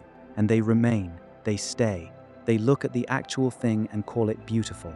This is why love feels transcendent, not because it is supernatural, but because it temporarily resolves something that nothing else resolves, the unbearable aloneness of being a separate self in a world where true contact always feels slightly out of reach. Freud observed that in love, the ego's boundaries relax in a way they do almost nowhere else. The careful maintenance of the self, the monitoring, the protecting, the management of what is revealed and what is kept back, softens. Two people move toward each other across the territory of their own defended interiors and feel, for a while, continuous. It is the closest the adult mind comes to that original oceanic state, the oneness before the separation, which is precisely why it feels like coming home. But the very thing that makes love feel like rescue also makes it dangerous, because to love someone is to install them, quietly and almost without noticing, as the organizing center of your emotional life, to make your inner weather responsive to their presence and absence, to build, gradually, a happiness that runs through them, which means a happiness that is no longer entirely yours to maintain. The dependency forms slowly. At first it feels like preference. You simply want to be around them more than you want to be anywhere else. Then it becomes a different kind of need, less chosen, more structural. Their mood moves through you. Their silence lands in your chest with specific weight. The ordinary mechanics of a day, a meal, a walk, a thought that surfaces in the afternoon, all of it has them threaded through it. They have become part of the way the world makes sense. And this is where love turns its other face. Because anything that has the power to make life feel more meaningful also has the exact same power to make it feel meaningless if it goes away. The depth of what you stand to gain is identical to the depth of what you stand to lose, and the human nervous system knows this. Even in the early brightness of love, when everything feels possible and the future seems organized around warmth, somewhere beneath the joy, the fear is already present, quiet, careful, watching, because the nervous system has done its calculation and reached the conclusion that cannot be unfelt. If this ends, something in you ends with it. Watch what love actually does to intelligent people, people who are otherwise measured, self-aware, capable of clear thinking in every other area of their lives. Love makes them check their phone 20 times in an hour. Love makes them interpret a slightly delayed response as evidence of emotional withdrawal. Love makes them have conversations in their head with a person who is not present, rehearsing explanations for things that have not been asked about, defending positions that have not been challenged. This is not weakness. This is the nervous system responding to a threat it has assessed as existential. When something has become central to the architecture of your emotional life, the possibility of losing it triggers the same primal alarm system that once responded to actual physical danger. The anxiety about an unanswered message is not a rational adult worrying about a message. It is a much older, much more frightened part of the psyche detecting a potential withdrawal of something it has classified as necessary for survival. We are never more irrational than when we love, and we are never more rational in the deepest biological sense, in that our responses are perfectly calibrated to the actual significance of the perceived threat. Freud said something about this that is worth sitting with. He said that human beings are never more defenseless than when they love. Not in the dramatic sense of defenseless, not the language of romance novels where vulnerability is beautiful and exposure is noble, but in the clinical, psychological, unflinching sense that to love is to voluntarily hand another person the specific instruments required to wound you most precisely. To say, through the accumulated trust of intimacy, here is what matters most to me. Here is where I am unprotected. And most of the time, the person on the receiving end of that disclosure is equally exposed, equally trusting, equally handing you the same instruments in return, but not always. And even when they are, even in the most mutual and genuinely loving of relationships, the exposure remains exposure. The vulnerability does not become safety simply because it is reciprocated. It becomes shared vulnerability, which is different, which is sometimes enough, but which does not eliminate the fundamental risk. Modern life has added a particular quality of anxiety to all of this. We live in an era of more documented connection than any generation before us has ever experienced. More photographs of moments, more records of conversations, more ways to monitor the presence or absence of another person. The green dot that shows they are online, the timestamp showing when they last read your message, the small digital confirmations or withdrawals of attention that the previous century could not have imagined tracking. And yet loneliness is not decreasing. The person with hundreds of connections does feel often, a loneliness so specific and so quiet that they have no adequate language for it. Not the dramatic loneliness of isolation, but the modern loneliness of being surrounded by contact and still somehow unreached, of interacting constantly and being known barely at all, because the forms of connection that technology provides most easily are the forms that require the least vulnerability, the curated image, the considered response, the version of the self that has been edited before transmission. Real love requires the unedited version, and the unedited version is exactly what most people are most afraid to show. There is a particular sadness in the way people expect love to save them, not consciously, not as a stated belief, but functionally, in the way they move toward relationships carrying the weight of everything unresolved inside them and place it quietly on the relationship, expecting the presence of this person to accomplish what years of solitary existence could not, to make the old loneliness finally lift, to retroactively justify the difficult years, to make the future feel secured against the uncertainty that has always been present. Love carries this. It accepts this weight at the beginning because the beginning of love has an almost unlimited generosity, an expansion of emotional capacity that makes everything seem possible, every burden shareable, every old wound potentially healable in the warmth of genuine connection. But love is not a cure.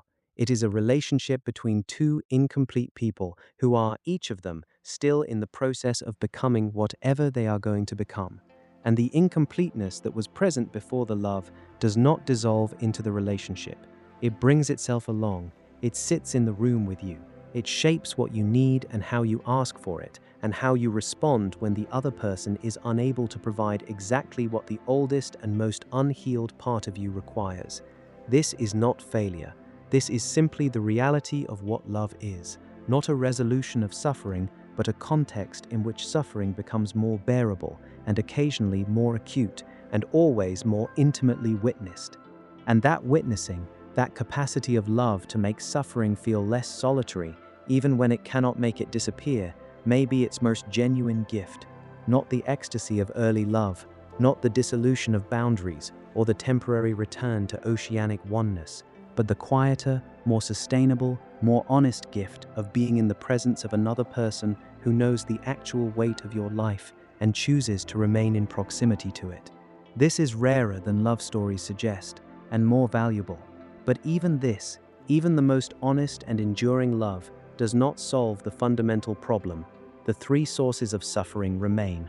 The body still ages, nature remains indifferent, and the other person, the beloved, carries their own mortality in their own body, and that fact sits beneath the relationship, the way geological pressure sits beneath the surface of the earth, not visible in ordinary life, not affecting the texture of a Tuesday afternoon, but present, absolute, unignorable when the mind goes quiet and honest enough to feel it.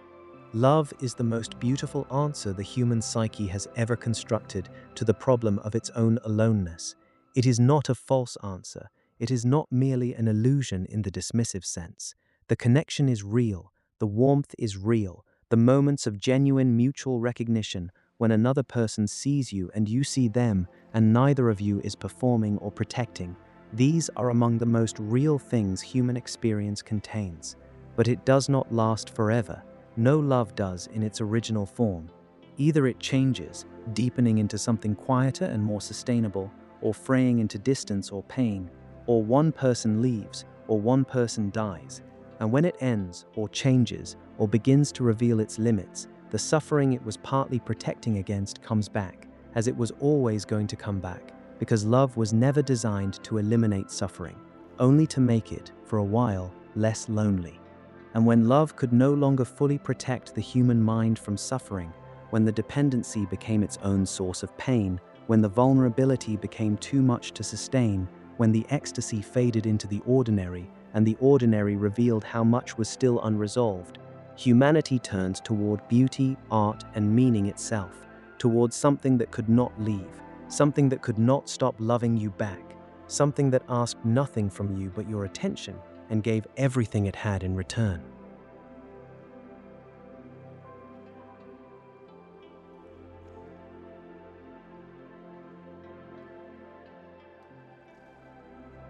Chapter 8: Art, Beauty, and the Human Escape from Reality. There is a song you cannot explain, not analyze, not describe adequately to someone who has not heard it.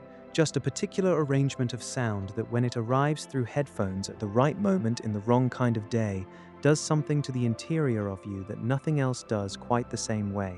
The chest opens a little, the breathing slows, the relentless forward motion of anxious thought pauses, not because anything has been resolved, not because the situation that was weighing on you has changed in any way, but because something beautiful entered the room and the mind, without being asked, turned toward it, like a plant turning toward light, automatically, completely, as if this, finally, is what it was waiting for. Nobody taught you to respond this way. Nobody explained the mechanism. It simply happens, has always happened, will always happen, because you are a human being, and human beings are creatures who were doing this long before there was language to describe why. This is where Freud arrived after everything else, after the suffering, after the escape mechanisms, after the complicated geography of love. He arrived at beauty, at the human relationship with art and music and imagination and aesthetic experience, and found something he did not entirely expect. Not a luxury, not an indulgence, a necessity. Think about what beauty actually does, not what it represents or what critics say about it, or what cultural value is assigned to it by institutions and markets and the consensus of educated opinion. What it does, functionally, physiologically, in the lived experience of an ordinary person encountering something genuinely beautiful for the first time or the 100th time. It interrupts. That is the first and most essential thing. Beauty interrupts the ordinary momentum of consciousness, the planning, the worrying, the self-monitoring, the continuous management of daily existence, and replaces it, briefly, with something else entirely. A quality of attention that is not strategic, not goal-oriented, not anxious about what comes next, just present, just receiving, just here in this moment, with this particular arrangement of light or sound or language that is doing something to the nervous system that the nervous system recognizes without understanding why, as important. Freud noticed that this response is universal in a way that very few human responses are. Across every culture, every historical period, every economic circumstance, human beings make art. They surround themselves with it. They travel significant distances to stand in front of particular paintings. They stay awake long past the reasonable hour to finish a story that is doing something to them that they cannot name, but are not willing to stop feeling. This universality is not accidental. It points to something structural, something woven into the architecture of human consciousness that requires beauty the way it requires food and water, not with the same urgency, but with a need that, when chronically unmet, produces its own form of malnutrition. Freud's insight about art was subtle and easy to miss if you are only looking for the dramatic argument. He did not say beauty saves us. He did not say art heals suffering in the way medicine heals infection. He said something more honest and, in its honesty, more profound. He said that civilization values beauty not because it is necessary for survival in any practical sense. It does not grow food or build shelter or treat disease, but because human beings psychologically need meaning. And beauty, of all the things the human mind encounters, is perhaps the most direct route to the experience of meaning that does not require explanation. You do not need to understand why the painting moves you. You do not need to articulate what the music is doing to your nervous system or construct a philosophical argument for why this particular poem makes you feel less alone in the world. You simply feel it, and in the feeling, something is satisfied that cannot be satisfied by practical achievement, by financial security, by the accumulation of everything the pleasure principle reaches for and the reality principle permits. Something deeper, something that knows the difference between being comfortable and being alive. The person who turns to music during heartbreak is doing something more intelligent than it might appear. They are not escaping the pain. If anything, the right music makes the pain more vivid, gives it shape, gives it language, gives it the precise emotional form it has been struggling to achieve in the unstructured space of the grieving mind. But it also does something else simultaneously.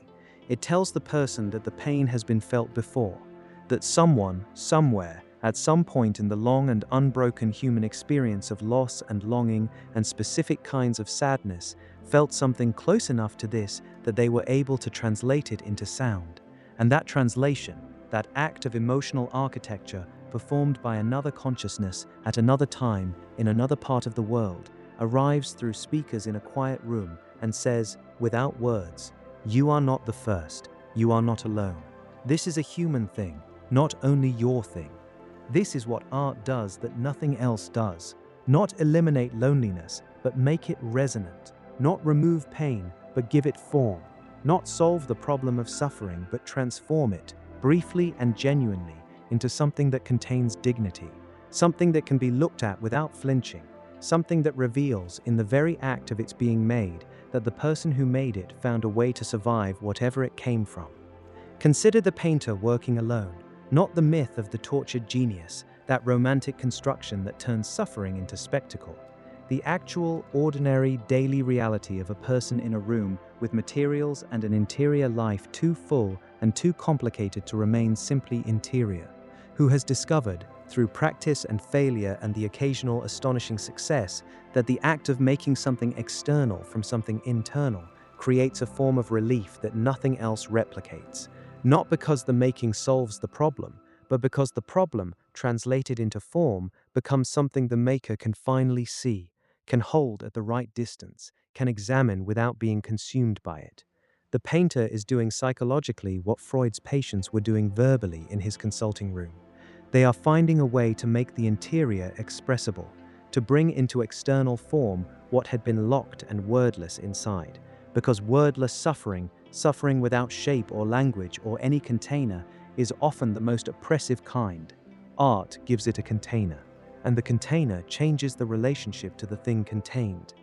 There is a distinction worth making, one that Freud implied but the modern world has made urgently necessary to state clearly, between art and distraction. They can look identical from the outside.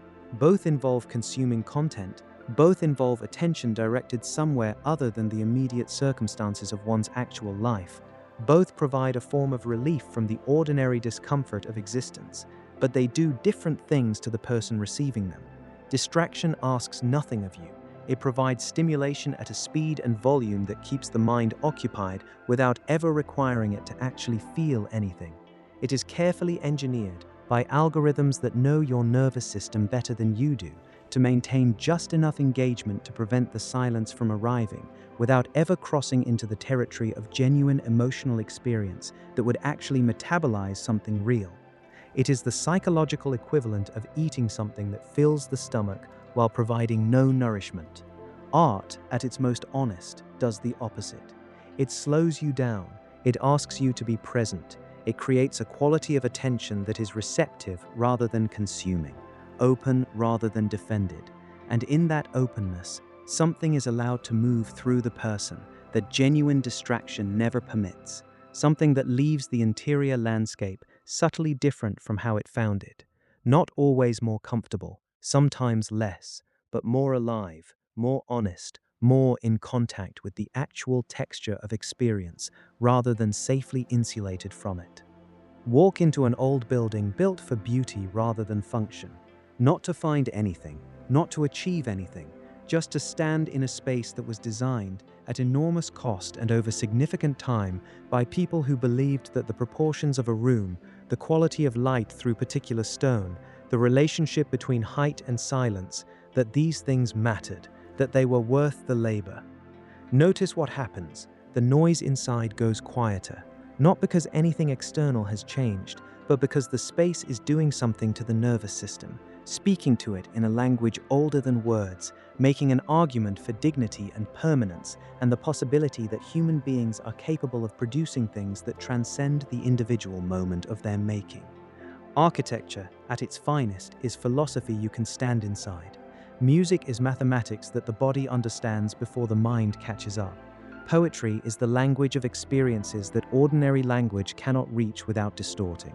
These are not entertainments. They are technologies, ancient, refined, extraordinarily sophisticated, for the transmission of human experience across time and between interiors that can never fully touch. And yet there is something genuinely sad beneath all of this, something that Freud saw and that the history of human creativity makes impossible to entirely look away from. The most honest art, the work that actually moves people, that actually arrives in the nervous system with the weight of something true, is almost always made from the material of suffering. The most devastating music carries grief in its structure. The most moving paintings were often made in darkness. The poetry that endures was usually written by someone trying to survive something. This is not coincidence. It is because beauty at its most profound is not decoration. It is witness. It is the record of a human consciousness that looked at something difficult and chose, rather than looking away, to make something out of the looking. And the people who respond most deeply to that record, who feel a particular piece of art with a specificity and intensity that startles them, are often the people who have encountered the same difficult thing and not yet found a way to speak it. The art speaks it for them, and in that speaking, something in the person feels less sealed, less alone inside the experience, less like the experience is uniquely and shamefully theirs, and more like it is part of the larger, older, unbroken human story, which it always was, even before the art arrived to confirm it. Modern life has made this both easier and harder. Easier because access to human creativity has never been more democratized. The entire recorded history of human musical achievement is available on a device that fits in a pocket. The paintings that took lifetimes to make can be viewed anywhere by anyone.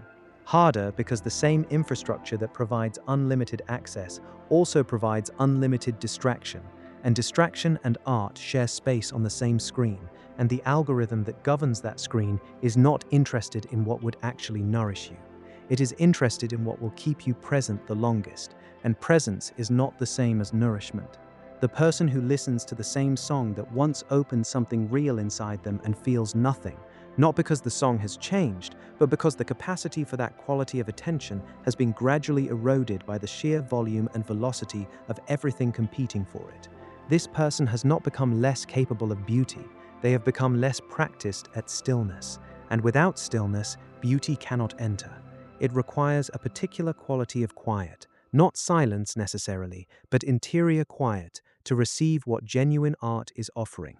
a momentary suspension of the defensive, assessing, managing mode of consciousness that modern life reinforces from morning to night. That quiet is increasingly rare, and its rarity is felt as a kind of emotional flatness, a sense of moving through experiences that should mean more than they seem to, a mild but persistent hunger for something that keeps being almost but not quite reached in the scroll and the stream and the endless availability of everything except depth. Freud believed that beauty was one of civilization's most honest achievements precisely because it served no survival function, and yet humanity could not stop making it. In every difficult century, in every period of violence and uncertainty and collective suffering, alongside everything terrible that human beings have done to each other and to themselves, the making continued. The song was written in the ruins. The poem was composed during the siege. The painting was finished while the world outside was ending. Because something in the human being insists, against all evidence and all exhaustion, on making meaning from whatever materials are available, on taking the raw and sometimes brutal experience of being alive and finding in it something that can be shaped into form and offered to another person as evidence that the experience was not without significance. This is not optimism. It is something sturdier than optimism. It is the deepest and most persistent argument the human species has ever made for its own dignity. But beauty could only do so much. It could soften the edges of suffering. It could give loneliness a voice. It could make the unbearable feel occasionally like something that could be survived. What it could not do was protect the mind from fear itself, from the specific, structural, existential fear of a creature that knows it will die, that cannot fully control the world it inhabits, that cannot guarantee the safety of anyone it loves. And because beauty was not enough, because the song ended and the painting stayed on the wall and the book closed and the suffering was still there, quiet and patient on the other side of the final page, humanity still searched for something greater, something capable of protecting the mind itself from fear, uncertainty, and pain.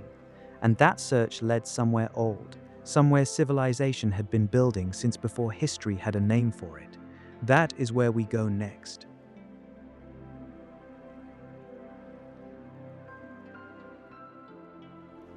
Chapter 9: Religion and the Human Need for Protection. There is a moment that most human beings have experienced and almost none talk about openly. The moment when something goes genuinely wrong, not inconveniently wrong, not frustratingly wrong, but deeply, terrifyingly wrong, and the mind, in the first seconds of that recognition, reaches instinctively towards something it cannot name and cannot prove and cannot fully explain. A wordless reaching, an interior turning toward, not always toward a specific theology, not always in the language of any particular tradition, but towards something, some felt sense of a presence larger than the self, some hope that the universe contains, somewhere in its architecture, a force that is aware of what is happening to you right now and is not entirely indifferent to the outcome. You may have felt this standing beside a hospital bed, or in the specific silence of a night when the anxiety became too large to carry alone, or in the particular unguarded moment between sleeping and waking when the defenses are down and the fear that ordinary daylight manages is suddenly fully present and the mind goes looking for something solid to hold. This reaching, this instinctive turning toward protection is not a theological argument, it is a psychological fact, and Freud, who was personally unmoved by religion and professionally skeptical of its claims, nevertheless found it one of the most significant and revealing facts about the human mind that he had ever encountered. To understand why religion exists, Freud believed, you have to understand what it feels like to be genuinely helpless. Not helpless in the temporary, manageable sense that modern life mostly produces, not the helplessness of a delayed flight or a difficult conversation or a professional setback, but the original, primal, total helplessness of a small creature in an enormous world that operates entirely without regard for that creature's survival. The earliest human beings woke every morning into a reality that was beautiful and lethal in approximately equal measure. The same sky that provided warmth also delivered lightning. The same forest that offered food also contained the thing that wanted to eat them. The same body that experienced pleasure and connection also experienced disease, sudden, invisible, inexplicable disease that arrived without cause and departed or did not depart without pattern. They had no framework for any of it, no science to explain the mechanism of the storm, no medicine to address the fever's source, no philosophy yet sophisticated enough to make peace with the certainty of death in a way that left the mind functional enough to continue living.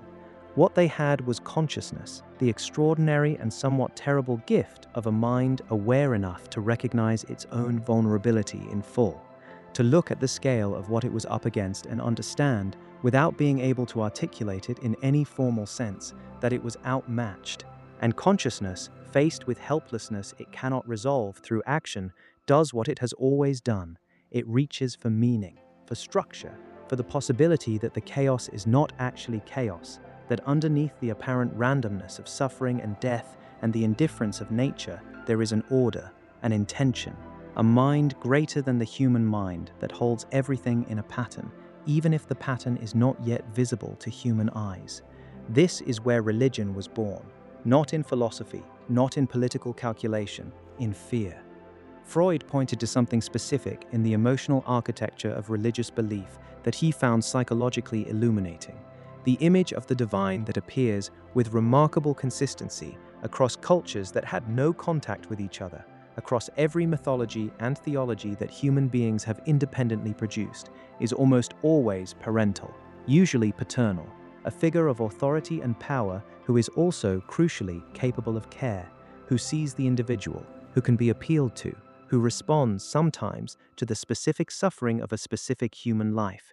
This is not coincidence. It is, Freud suggested, the psyche's most honest confession about what it actually needs, because the earliest experience of protection, the felt sense of safety that the developing human mind first encounters and that the nervous system calibrates itself around, comes from the parent, from the figure who is larger, more powerful, more knowledgeable, capable of intervening between the small, frightened child and the incomprehensible threats that surround it. The child does not need the parent to eliminate all danger. It needs the parent to be present within the danger, to confirm through their presence that the danger is not the final word, that there is something larger than the threat on the child's side. God, in this reading, is not a political construction or a primitive error that reason will eventually correct.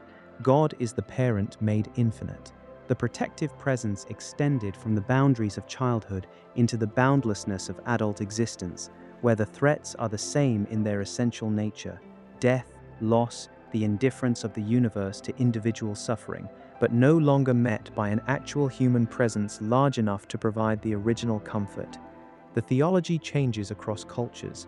The emotional need beneath the theology does not.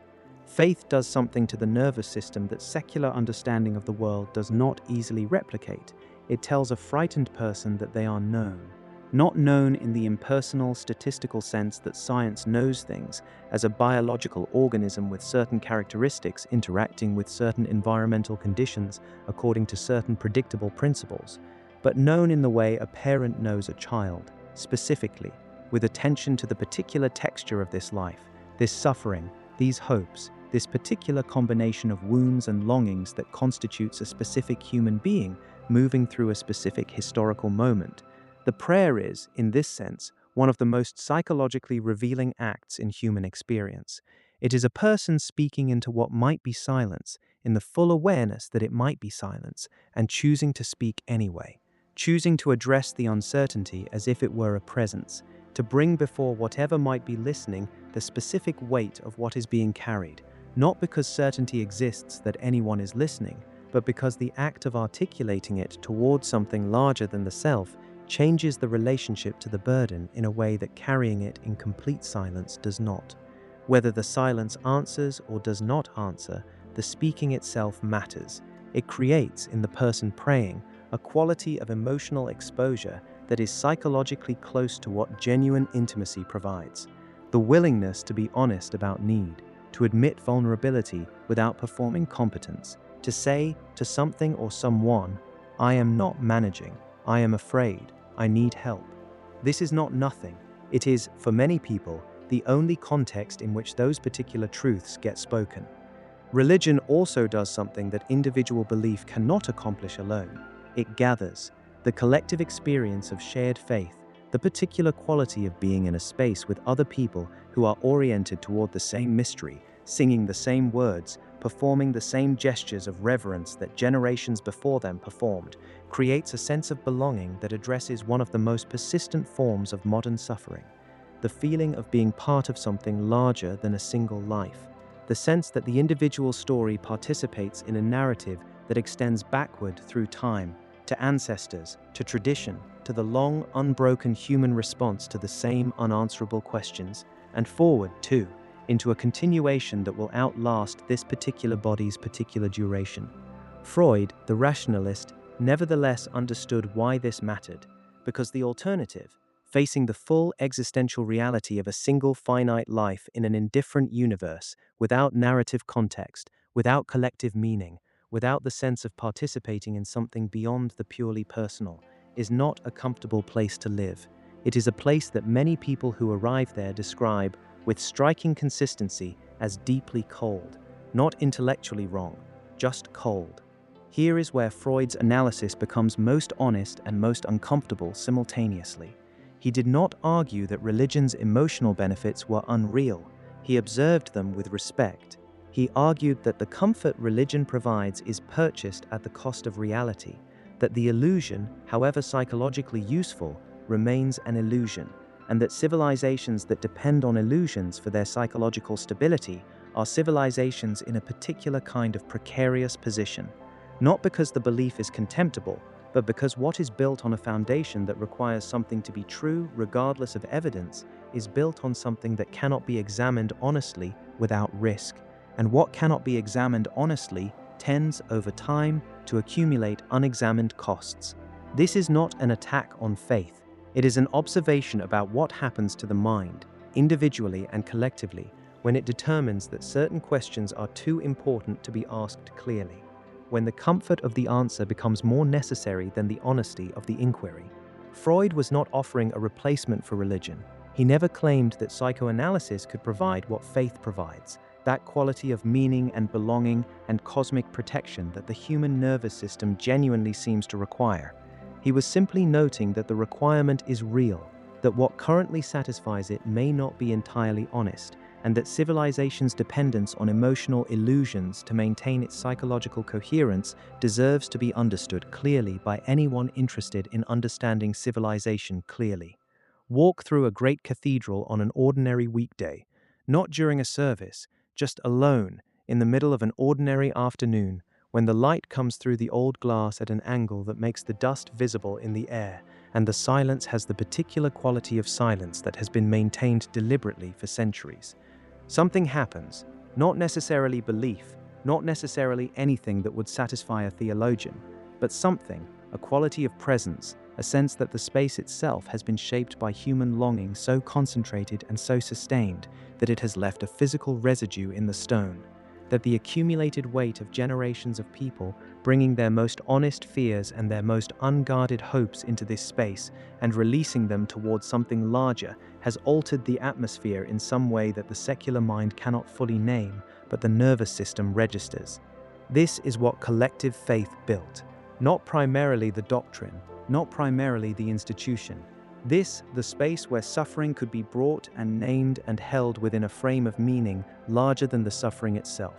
Whatever one believes about what waits on the other side of prayer, it is impossible to stand in that space and dismiss the human need that created it as simply irrational, as simple error. It is too old, too consistent, too deeply and repeatedly produced by every variety of human culture that has ever existed to be explained entirely as mistake. Modern life has made the hunger more visible by partially removing what fed it. The decline of formal religious practice in many parts of the world has not produced populations of calm, rational, equanimity-filled people who have successfully reorganized their lives around secular meaning and faced death and suffering with philosophical composure. It has produced, in many places, people who have lost the container without finding a replacement for what the container held, who carry the original needs for meaning, for protection, for the sense that individual suffering occurs within a context larger than the merely personal, without the cultural structures that previously organized those needs into something livable. The spiritual emptiness that many people describe in contemporary life is not the absence of primitive belief, it is the absence of a felt relationship with meaning. the experience of moving through a world that is materially abundant and existentially thin, that provides answers to almost every practical question and almost no answers to the questions that wake people at 3 in the morning in the middle of lives that look, from the outside, like they should be enough. Freud was not nostalgic for religion, but he was honest about what its absence requires. A mind that does not find protection in faith must find it elsewhere, must construct, from other materials, some relationship with meaning and uncertainty and mortality that is adequate to the actual weight of a human life, must locate in the secular world something that can perform, at least partially, what the cathedral performed, what the prayer performed, what the collective ritual of shared belief performed. This is not an easy task. It may not even be fully possible, which is perhaps why the searching continues in therapy rooms and meditation retreats and philosophy books and late-night conversations, and the persistent, unkillable human sense that there must be something more adequate to the scale of what we are experiencing than anything currently on offer. The need does not disappear simply because the traditional answer has become unavailable. It finds new forms, new languages, new attempts at the same ancient problem.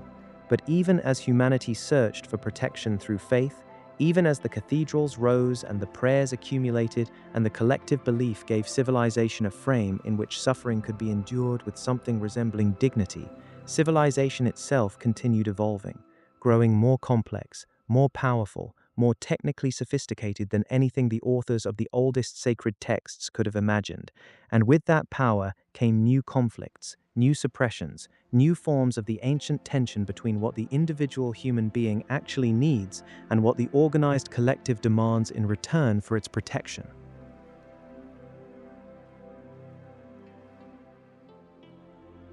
Chapter 10: Civilization and the Illusion of Progress.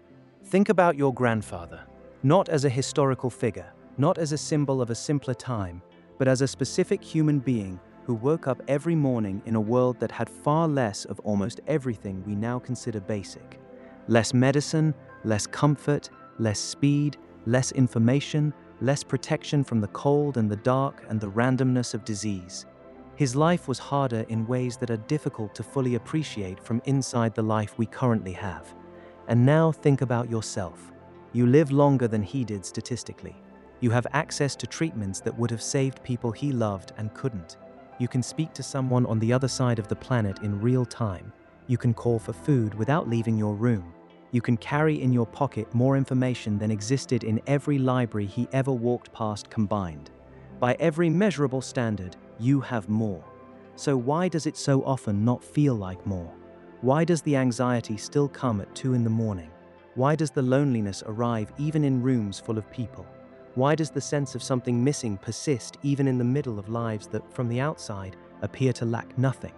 This was the question Freud was sitting with, not as a philosopher entertaining an abstract puzzle, but as a doctor who had spent decades listening to people, educated people, comfortable people, people with every reasonable justification for contentment, describe in careful detail the interior life that their exterior circumstances had completely failed to address. He called it discontent, and he believed it was not an accident of individual psychology. He believed it was a structural feature of civilization itself. We are living inside the most successful experiment in human organization that has ever been attempted. That is not an exaggeration. The scale of what civilization has produced, the infrastructure, the science, the medicine, the technology, the sheer accumulated intelligence embedded in the systems that deliver clean water to your tap and electricity to your walls, and your voice to someone 10,000 miles away in a fraction of a second. All of it represents something genuinely astonishing. Humans began as creatures entirely at the mercy of a world they could not understand or control. Lightning killed them, rivers drowned them, winters starved them. Invisible organisms ended entire civilizations before anyone understood what an organism was. And then, slowly, stubbornly, with the particular human combination of curiosity and refusal to accept limitation, the species began pushing back, started understanding the mechanisms, started building the tools, started accumulating knowledge across generations in a way no other animal manages, so that each generation inherits not just the genes of the previous one, but the entire library of everything the previous one figured out. This is extraordinary. It deserves to be said clearly and without irony. What we built is extraordinary. And Freud looked at it and felt something complicated. Not contempt, not dismissal, but a kind of careful, clear-eyed concern for the thing that was not being talked about in all the celebration of what had been achieved. The person inside the achievement. What was happening to them? Here is what nobody tells you about progress. It changes the world faster than it changes the human being living in the world. The phone in your pocket took decades to design and manufacture. The nervous system holding the phone took millions of years to evolve. And those two timescales, the speed of technological development and the speed of biological adaptation, are so different from each other that they are almost incomparable. Your anxiety response was shaped for a world of immediate physical threats. Clear danger, clear response, resolution, recovery. The stress hormones flood the system, the body mobilizes, the threat is addressed or escaped, and the system returns to baseline. That is how it was designed to work. But the threats that contemporary life generates are almost never immediate and physical. They are chronic and social and invisible. The worry about the email that hasn't been answered, the low-level fear about financial security that never fully resolves, the constant ambient awareness of how you are being perceived, evaluated, ranked, compared. These are not tigers, but the nervous system responds to them with approximately the same chemistry it would use for tigers. And unlike the tiger, which either eats you or doesn't within a few minutes, these threats never fully resolve. They just continue, day after day, generating the same chemical response with no physical action that would discharge it. The result is a body in a state of continuous, low-grade alarm, moving through a world of extraordinary comfort while the biology underneath is quietly, chronically, exhaustingly stressed. This is what Freud meant when he said that human instincts evolve far more slowly than civilization. He meant that the gap between what we have built and what we are creates a friction that no amount of additional building will close, because the building is not addressing the problem. The building is the context in which the problem lives. Spend one day paying attention to what your environment actually asks of you, not the dramatic demands, the ordinary ones. The alarm that pulls you from sleep before your body is ready, the messages waiting before you've had a moment of silence, the performance of productivity that begins before you've been awake long enough to feel human, the continuous management of how you appear, in person, online, in the casual professional interactions that require constant calibration of tone and content and presentation. The information, God, the information. More arrives in a single morning than your grandparents encountered in a week. Most of it demanding some kind of response, emotional if not practical, outrage or sympathy or concern or entertainment or comparison, all of it arriving at the same pace, through the same rectangle of glass, with no hierarchy of importance and no space between one thing and the next. And underneath all of this, invisible, unacknowledged, entirely unscheduled, the actual interior life, the feelings that didn't get processed yesterday or the day before, the grief that has been managed rather than felt, the fears that have been organized into productivity rather than examined, the questions about meaning and direction that surface occasionally in the quiet moments and then get quickly filled with something, anything, before they can fully form. This is a human being in the year we currently live in, technically the most comfortable version of our species that has ever existed, and emotionally, in many ways, one of the most exhausted. There is a particular kind of loneliness that belongs specifically to this moment in history. It is not the loneliness of someone with nobody to talk to. It is not isolation in any traditional sense. It is the loneliness of someone in permanent contact who is nevertheless not truly being seen. You know what this feels like. The conversation that stays on the surface because genuine depth requires time and vulnerability, and neither person is quite sure the other is willing to go there. The social media feed that shows you everyone's highlights and gives you the strange, slightly nauseating sense that everyone else's life is more vivid, more meaningful, more fully inhabited than yours. The group chat that is always active and somehow never says anything real. Connection has become easy. Contact is cheaper than it has ever been. You can reach anyone, anytime, from anywhere. And genuine intimacy, the actual felt experience of being known by another person, of saying the true thing and having it received without judgment, of spending unhurried time with someone whose presence makes the world feel less random. This has somehow become harder, not easier, more scheduled, more effortful, more easily replaced by the simulation of it that the phone provides. Freud didn't live to see this specific form of the problem, but he diagnosed its mechanism with precision a century before it arrived. The external world changes faster than the internal world can follow.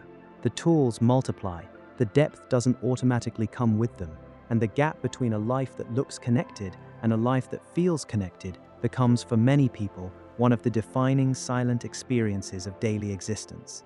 What modern civilization has become very good at is measuring the things that can be counted: economic output, life expectancy, access to healthcare, literacy rates, the reduction in deaths from diseases that once moved through populations like fire.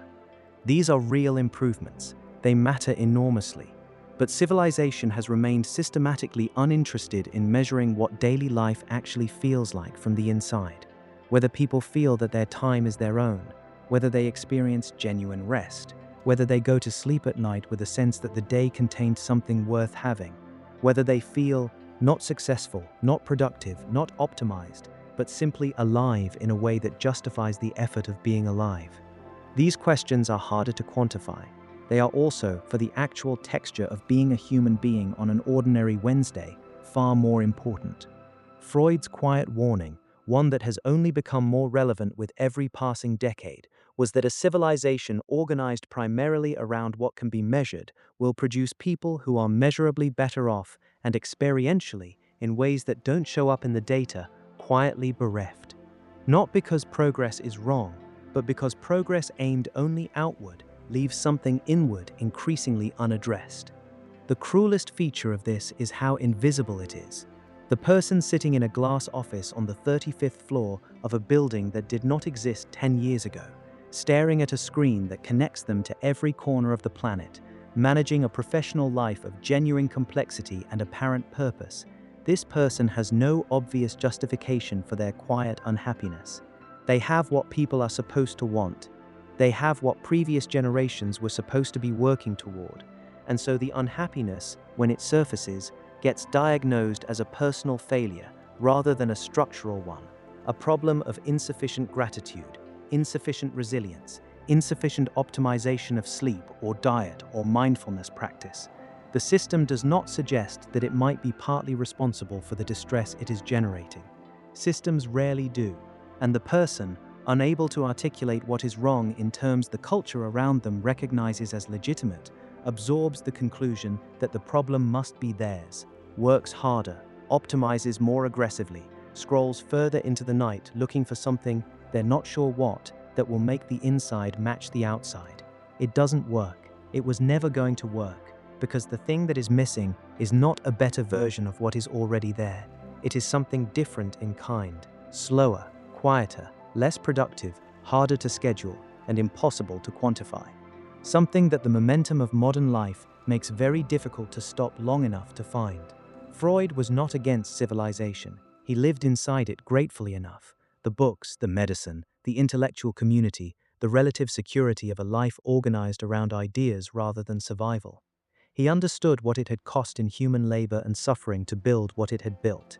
He was not romanticizing a simpler past that was, in reality, brutal in ways the nostalgia erases, but he was asking something that the momentum of progress tends to run past without stopping.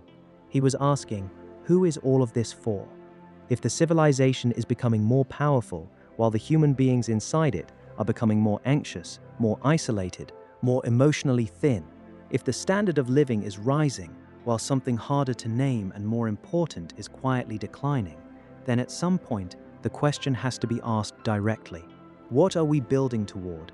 And is the thing we are building toward actually the thing that human beings need? These are not comfortable questions. They are not questions that any economy or political system has found it convenient to foreground. But they are, Freud believed, the questions that the honest examination of civilization eventually requires. Because the discontent is real.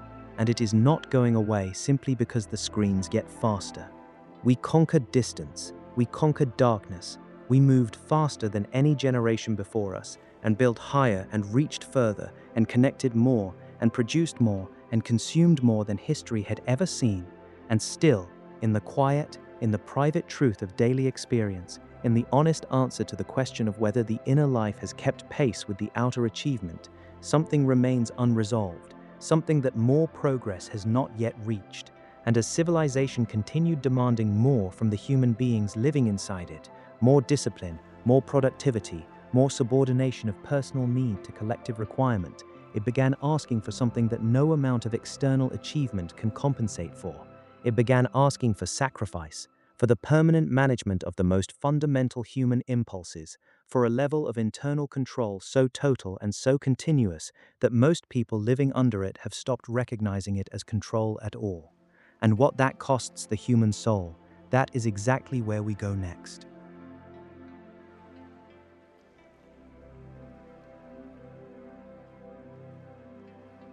Chapter 11. What Civilization Really Demands.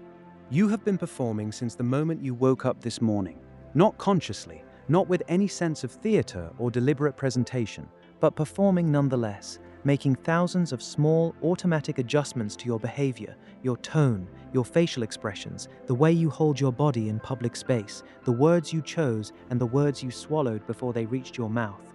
You smiled at someone you felt indifferent toward. You said you were fine when you were not entirely fine. You sat through something that frustrated you and gave no outward sign of the frustration. You felt an impulse, irritation, impatience, the desire to simply stop and not continue, and you managed it, redirected it, pressed it back below the surface where it would not inconvenience anyone. You did all of this so automatically that you barely noticed doing it. This is what civilization actually is, beneath the cities and the systems and the accumulated achievements of human organization. It is this continuous, mostly invisible, deeply internalized act of self-management that every person in a functioning society performs every day, without acknowledgement, without being asked, because the asking happened so long ago, in childhood, in the first years of being shaped by family and school and the reflected expectations of every environment you moved through, that the instruction has long since become indistinguishable from character. Freud looked at this and called it what it is, the price of admission. Every civilization in history has been built on the same fundamental exchange. You give up something, you receive something in return. What you give up is the freedom to act on every impulse, every desire, every surge of aggression or appetite or self-interest that the body generates. What you receive is safety, structure, the reasonable expectation that the person standing next to you on the street has made the same agreement and will not act on their impulses toward you either. This is not a small thing. The alternative to that agreement is not freedom. The alternative is the kind of world where the strongest person in any room takes what they want from everyone else in the room, and survival depends entirely on whether you happen to be the strongest person. History contains extended examples of that world. It is not better. It is considerably, demonstrably, obviously worse. Civilization exists because enough human beings recognized at some point in the long development of social organization that cooperation produced better outcomes than competition at the level of raw instinct, that what individuals gave up in terms of absolute freedom, they gained back many times over in terms of security, predictability, and the possibility of building anything that lasted longer than one person's lifetime. This was a genuinely good trade. Freud acknowledged this completely, and then he spent the rest of his argument examining what the trade actually costs, not in the aggregate, not at the level of civilization versus barbarism, but at the level of the individual human being who lives inside the agreement every single day of their life and pays the price of it in the currency of their own interior experience. Think about a child before civilization has fully reached them, not a small adult, not a miniature version of the managed, self-monitoring person they will eventually become, but a genuine child operating primarily from instinct, wanting what they want when they want it, expressing displeasure at volume, grabbing what interests them, hitting when frustrated, demanding when hungry, completely indifferent to timing or social context or the inconvenience their emotional reality might create for the people around them. This child is not bad. They are simply not yet civilized, and the process of civilizing them, which begins almost immediately and continues with increasing intensity through every phase of childhood and adolescence, is the process of teaching them to be otherwise, to delay the want, to modulate the emotion, to recognize that other people have interior lives that carry equal weight to their own, and that the social world requires constant negotiation between those competing interiors. The education is necessary. Without it, the child cannot function in any human community, cannot maintain relationships, hold employment, navigate the ordinary social contracts that daily life requires. But it is also, Freud noted, a process of suppression, of taking something genuine, the raw, unmanaged emotional reality of the organism, and teaching it to go somewhere less visible, to find indirect expression or no expression, to become gradually the thing that is carried inside, while the outside presents something more acceptable. Every adult alive underwent this process, and most carry its effects, the disconnection between inner experience and outer presentation, without examining it closely enough to see it clearly. The social mask is not a metaphor. It is a psychological reality. There is the face you show at work, competent, measured, reliably presenting an image of capability and professional steadiness, regardless of what is actually occurring in the interior on any given day. There is the face you show in social situations, engaged, appropriate, performing the interest and warmth that the situation requires, whether or not you genuinely feel it. There is the face you show to people who depend on you, the parent's face, the partner's face, the face that communicates stability because the alternative is to destabilize someone who needs you to be stable. These faces are not lies exactly. They are not simple deceptions. They are the civilized versions of a self that also contains unprocessed frustration and unreasonable desires and petty jealousies and flashes of genuine anger and grief that has not yet found adequate expression and boredom so profound it occasionally borders on despair. The mask and the face beneath it both belong to the same person, but civilization rewards the mask and has very little structured space for what lives beneath it, and so the beneath accumulates. The frustration that could not be expressed at work comes home in a shortened tone with the people who did not cause it. The grief that could not be shown in the professional environment shows up 3 months later in a physical symptom the body chose to express what the mind was not permitted to. The anger that was managed so effectively in the moment that the managing itself became invisible to the person doing it leaks out sideways, in indirect ways, creating damage that seems to have no identifiable source because the source was so thoroughly suppressed at the original moment that even the person who suppressed it can no longer find it. Freud called this the return of the repressed. It was the central clinical observation of his entire career. What is pushed down does not disappear, it finds another way.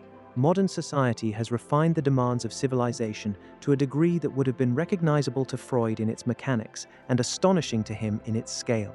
The conditioning begins earlier now and runs deeper. A child in a contemporary school system is not simply being taught mathematics and language, they are being trained through the structure of every school day, the schedule, the sitting still, the raising of hands, the grading, the performance evaluation that begins before they are old enough to understand what evaluation means. They are being trained to be productive, to be measurable, to organize their identity around achievement and its external validation. By the time they reach adulthood, many people have internalized a relationship with productivity so thorough that they cannot spend an unscheduled afternoon without anxiety, cannot rest without it feeling like failure, cannot pursue something that interests them without immediately assessing whether it can be monetized, optimized, turned into an achievement that justifies the time spent on it. The instinct for play, for purposeless exploration, for the kind of activity that is its own justification and requires no external validation, this has been so thoroughly redirected toward productive ends that many adults have lost reliable access to it. They can work, they can optimize, they can achieve. They have forgotten somewhat how to simply be somewhere without it meaning anything. Civilization rewards certain emotional performances with particular consistency. Calm is rewarded. Anger is penalized unless it can be channeled into competitive ambition, in which case it becomes drive, which is celebrated. Vulnerability is penalized in most professional contexts unless it appears in the carefully managed form of strategic authenticity, which is also celebrated because it creates the appearance of depth without the inconvenience of actual emotional exposure. Control is the fundamental virtue, not happiness, not authenticity, not the kind of emotional honesty that would require acknowledging, in real time, the actual texture of inner experience, control. And people learn this early and learn it thoroughly. They learn that the person who maintains composure under pressure is respected, that the person who shows emotion in situations where emotion is deemed inappropriate is marked as unstable, as unprofessional, as someone whose inner life is leaking into spaces where inner lives are not welcome. So the inner life is kept carefully elsewhere. It is allowed in therapy rooms and in confessional conversations with close friends at specific hours and in the private darkness of 3 a.m. when there is no one to perform for. Everywhere else, the management continues. Here is the thing that Freud found most troubling about all of this. Not that people suppress themselves for the sake of social function. That is, as he acknowledged, necessary and in many ways genuinely valuable. But that the suppression eventually goes so deep, runs so long, becomes so automatic that the person doing it can no longer reliably distinguish between the genuine desire and the socially acceptable substitute. They no longer know what they actually want. They know what they are supposed to want. They know what the culture around them presents as the appropriate object of desire, the career trajectory, the relationship structure, the lifestyle configuration, the set of achievements that marks a life as successful according to the values of the particular social world they inhabit.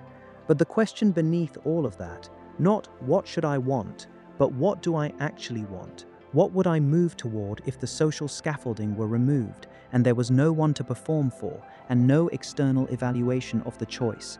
This question, for many people, produces genuine uncertainty because the voice that knows the answer to it has been speaking at reduced volume for so long that distinguishing it from everything else in the interior has become genuinely difficult. This is not a dramatic crisis. It does not usually announce itself as a crisis at all.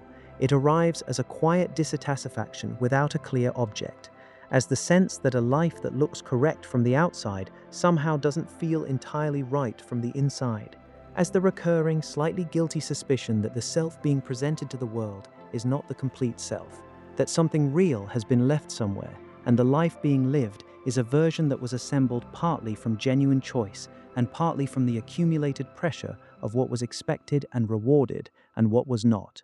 Freud's most enduring observation about civilization was not cynical, it was simply honest in a way that most defenses of social order prefer to avoid.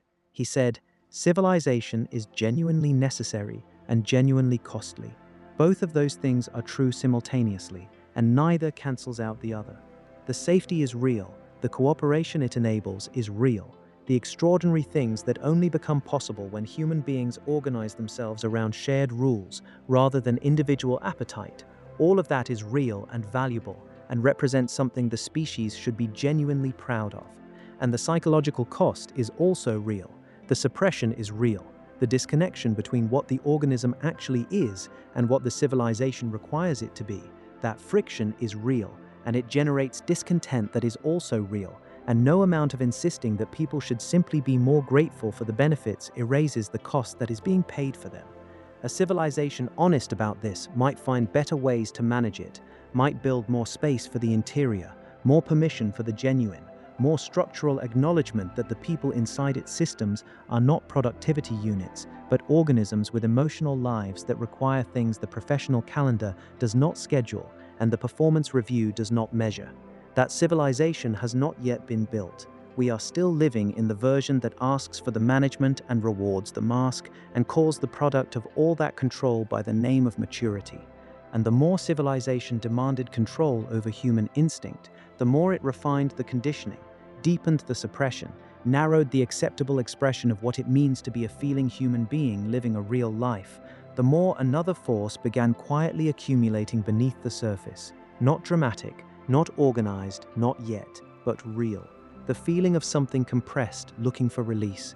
the instinct that has been redirected too many times looking for a direction that is actually its own, the self that has been performing so long beginning to ask, in the quiet moments, whether the performance is what it actually is, or whether something more genuine still exists somewhere beneath the layers of everything civilization asked it to become.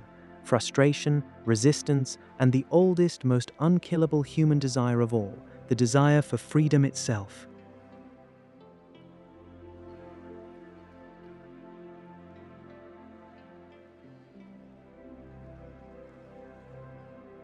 Chapter 12: Freedom versus Civilization. There is a fantasy almost everyone carries somewhere inside them. Not a plan, not a serious intention, just a feeling that surfaces occasionally. On a Tuesday afternoon in a meeting that has been running too long, or on a Monday morning when the alarm sounds and the weight of the week ahead arrives before you are fully awake, or on a crowded train pressed between strangers, all staring at identical rectangles of glass with identical expressions of managed blankness. The fantasy is simple: just leave. Not go somewhere specific, not exchange one structured life for another structured life in a different location, but actually leave.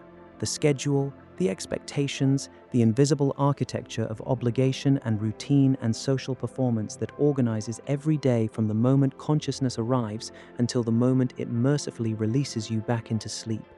Go somewhere without a schedule, somewhere quiet enough to hear yourself think, somewhere the only demands come from the actual physical world, weather, hunger, light and dark, rather than from the vast, intricate, invisible system of human expectation that you have been navigating, largely automatically, since you were old enough to understand what was wanted of you. You know this fantasy. You have probably never acted on it seriously, because beneath the fantasy, alongside the desire for freedom, lives its counterweight, the equally real awareness of what freedom without structure actually produces, the discomfort of genuine uncertainty, the anxiety of a life without the guardrails, the knowledge, however reluctant, that the system you occasionally fantasize about escaping is also the system providing most of what makes your life workable.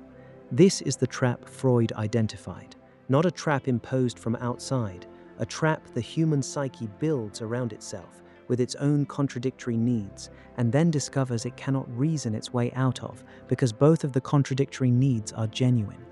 The desire for freedom is not a modern complaint. It is older than civilization itself, which is, Freud would say, precisely the point. Before the first city was built, before the first law was written, before the first social contract was negotiated between human beings who had decided that living in organized proximity was worth the compromises it required. Before all of that, the human organism existed in a state of more unmediated relationship with its own impulses. Not a paradise, that is the romantic version, and Freud had no patience for it. The pre-civilized state contained its own forms of terror, the vulnerability to nature, the violence of unregulated human aggression, the absolute insecurity of a life with no institutional protection. Whatever freedom existed in that state was purchased at a price that most people, given honest information about the actual conditions, would not choose to pay. But something was present there that civilization subsequently asked people to surrender: the directness of instinct, the unmediated relationship between want and action, between feeling and expression, between the organism's experience of the world and its response to that experience, without the elaborate middle layer of social calculation, self-monitoring, and internal censorship that civilized life requires. This directness is what the fantasy is actually reaching for, not the hardship of genuinely unprotected existence, but the feeling of moving through the world without the weight of all the monitoring, without the continuous low-grade effort of managing how you appear, what you reveal, which impulses get expressed and which get redirected before they reach the surface. Civilization required that effort. It still requires it, every day from every person living inside it. Consider how thoroughly modern life has been organized around the management of human behavior. Not just legal management, though that is extensive and continuously expanding, but the subtler management, the social management that operates not through explicit punishment, but through something more efficient and more intimate: internalized judgment. The surveillance camera on the street corner is not the primary mechanism of social control in contemporary life. The primary mechanism is the surveillance camera you carry inside your own head, the internalized observer that monitors your behavior and its likely reception and adjusts both in real time automatically, so effectively that the adjustment itself becomes invisible. You do not decide each morning to suppress the expression of your genuine emotional state in most professional contexts. That decision was made so long ago and so thoroughly absorbed that it no longer registers as a decision. It is simply how you behave, how you naturally present yourself. The gap between inner experience and outer expression is so habitual that it requires a specific and unusual effort. Therapy, crisis, intimacy, the occasional 2 a.m. conversation that goes somewhere real, to close it even partially. This is what Freud meant by the superego as an internal installation of civilization's demands. Society does not need an external enforcer for every rule, because every adequately socialized adult has become their own enforcer, has built, from the material of childhood conditioning and social feedback and the accumulated experience of what gets rewarded and what gets penalized, an internal authority that applies civilization's standards with more consistent precision than any external authority could manage. You carry civilization inside you. It is part of how you think, part of how you feel, part of what you experience as your own values, your own preferences, your own sense of who you are and who you are not. The boundary between the genuine self and the civilized self has become, for most people, genuinely impossible to locate with confidence. Modern freedom is a peculiar thing. By almost every formal measure, people in contemporary democratic societies are more free than human beings have ever been. More choices available, more legal protections for individual expression, more explicit acknowledgement in law and in cultural discourse of the right to live according to personal values rather than imposed ones. And yet the felt experience of freedom, the actual interior sense of moving through a life that is genuinely one's own, shaped by authentic desire rather than external pressure, this is not obviously increasing, because the mechanisms of constraint have become more sophisticated, not less present. The algorithm knows what you want to see before you consciously decide to look for it, and shapes your information environment accordingly, and the shaped environment shapes your subsequent desires, and the subsequent desires feel like your own because they arise from inside you, and the fact that they were carefully cultivated by a system optimized for your continued engagement is invisible in a way that an obvious external restriction never could be. The social expectation communicated through the curated images of other people's lives on a screen is more insidious than a direct instruction about how you should live, because it operates through desire rather than command. You don't feel controlled, you feel aspirational. The cage, in this version, looks from the inside like a goal. Freedom of choice multiplies. The psychological conditions for making choices that are actually autonomous, the interior quiet, the genuine self-knowledge, the freedom from social comparison and algorithmic influence, and the constant noise of other people's performed certainty. These are, if anything, harder to achieve than they were in less connected times. You can choose anything. You are not always sure which choice is actually yours. There is an emotional exhaustion specific to the experience of constant self-monitoring that rarely gets acknowledged as a legitimate source of fatigue. It is the tiredness of someone who has been performing, for a sustained period, a version of themselves calibrated for a particular social environment, who has maintained across an entire workday or social event or family gathering the expression and behavior and emotional tone that the situation required, which may or may not have had much relationship to the emotional tone that was actually present internally. This tiredness is real. It has a physiological component. The sustained activation of the systems involved in emotional regulation and social monitoring is genuinely costly in biological terms. It depletes the same resources that executive function draws on, which is why people at the end of days of sustained social performance often find themselves with reduced capacity for patience, for complex decision-making, for the kind of emotional availability that the people they love most deserve. The exhaustion of managing yourself for others leaves less of yourself available for the people with whom you most want to be genuine. This is not a character flaw. It is the predictable output of a system that asks a great deal of the individual in exchange for the privilege of participation. Freud noticed something about human beings in rule-breaking that is worth sitting with. People who are most thoroughly socialized most thoroughly invested in the appearance of propriety and behavioral control, often feel a particular kind of fascination with those who break the rules. Not violent rule breaking, but the person who says what everyone is thinking but no one is saying. The person who walks away from the expected life and chooses something genuinely idiosyncratic.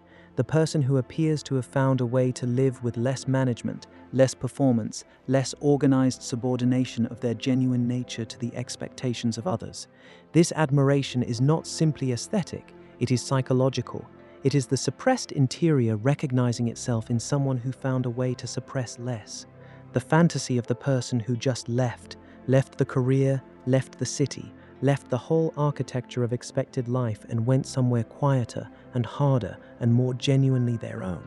This fantasy has particular resonance because it represents the unlived possibility that civilized life requires most people to set aside.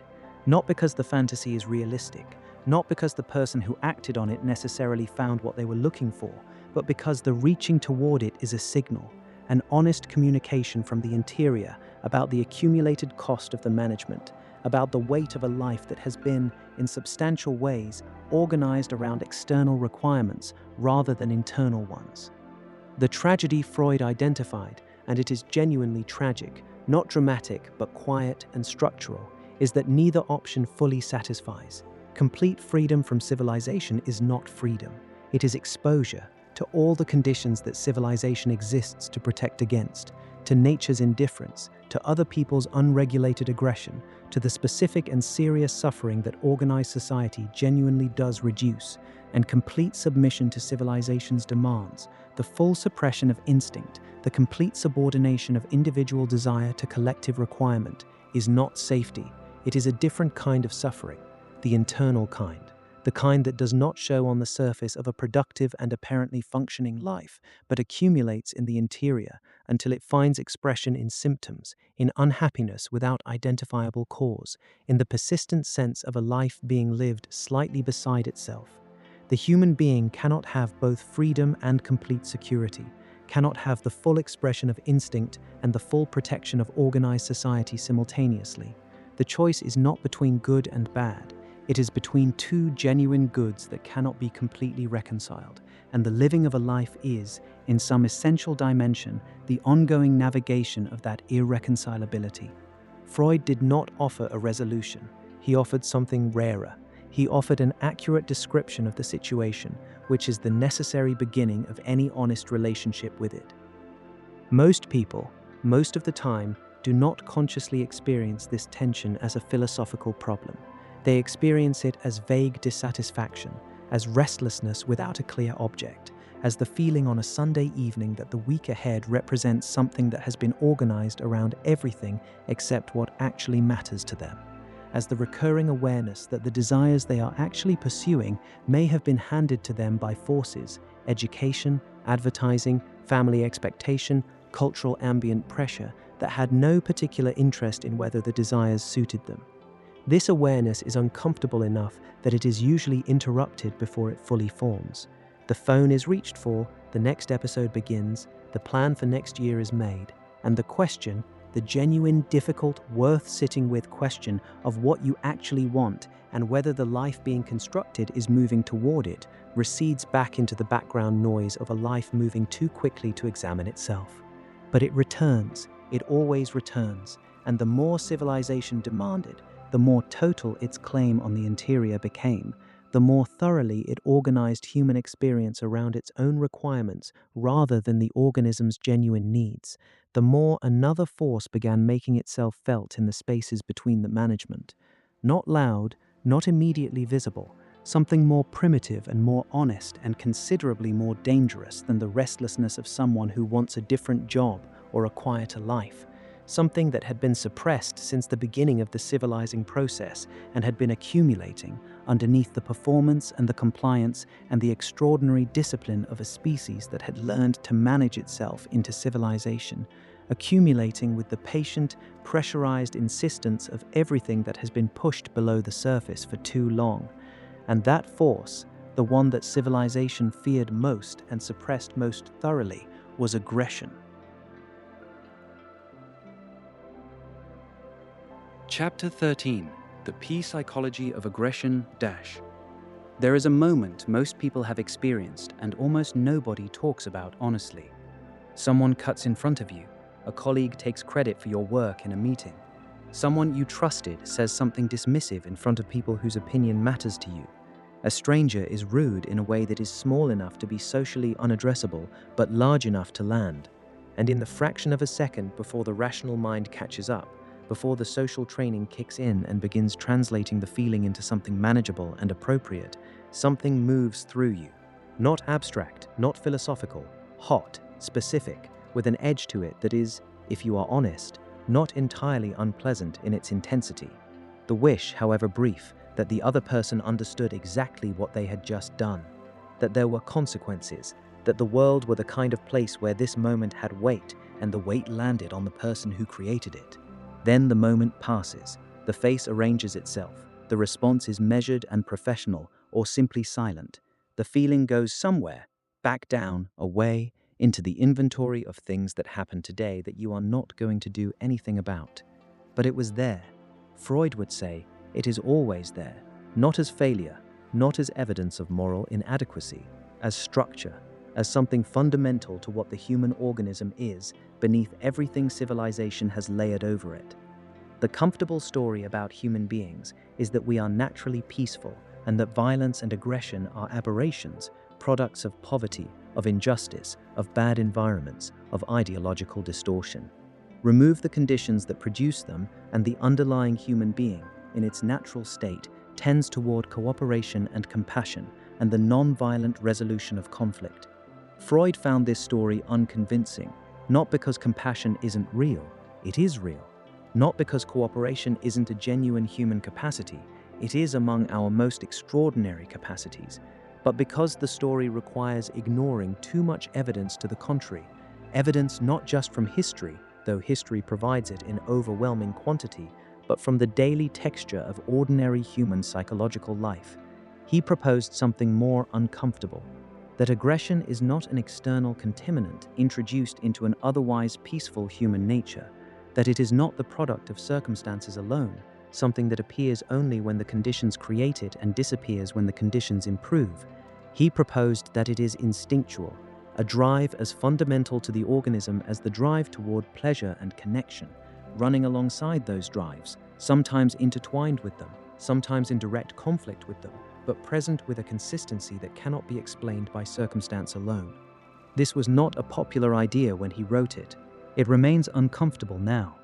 Look at human history without the framework that says violence is always the exception. Look at it plainly, as a record of what human beings actually do across time and geography and cultural context, stripped of the narrative that positions aggression as a departure from the human norm rather than a recurring expression of it. What you find is not a story of peaceful creatures periodically corrupted by bad conditions. What you find is a species with an extraordinary capacity for both cooperation and destruction, and a historical record that contains both in quantities that resist any explanation that treats one as primary and the other as deviation. The wars are not interruptions in a fundamentally peaceful story. They are part of the story. The conquests, the oppressions, the extraordinary creativity humans have repeatedly brought to the invention of ways to dominate, humiliate, and eliminate each other. These are not footnotes, they are chapters, long ones. Freud's argument was not that this is good or acceptable or inevitable in some fatalistic sense. His argument was that it cannot be addressed honestly, cannot be understood or managed, or in any way genuinely reckoned with by a civilization that insists on treating it as foreign to human nature.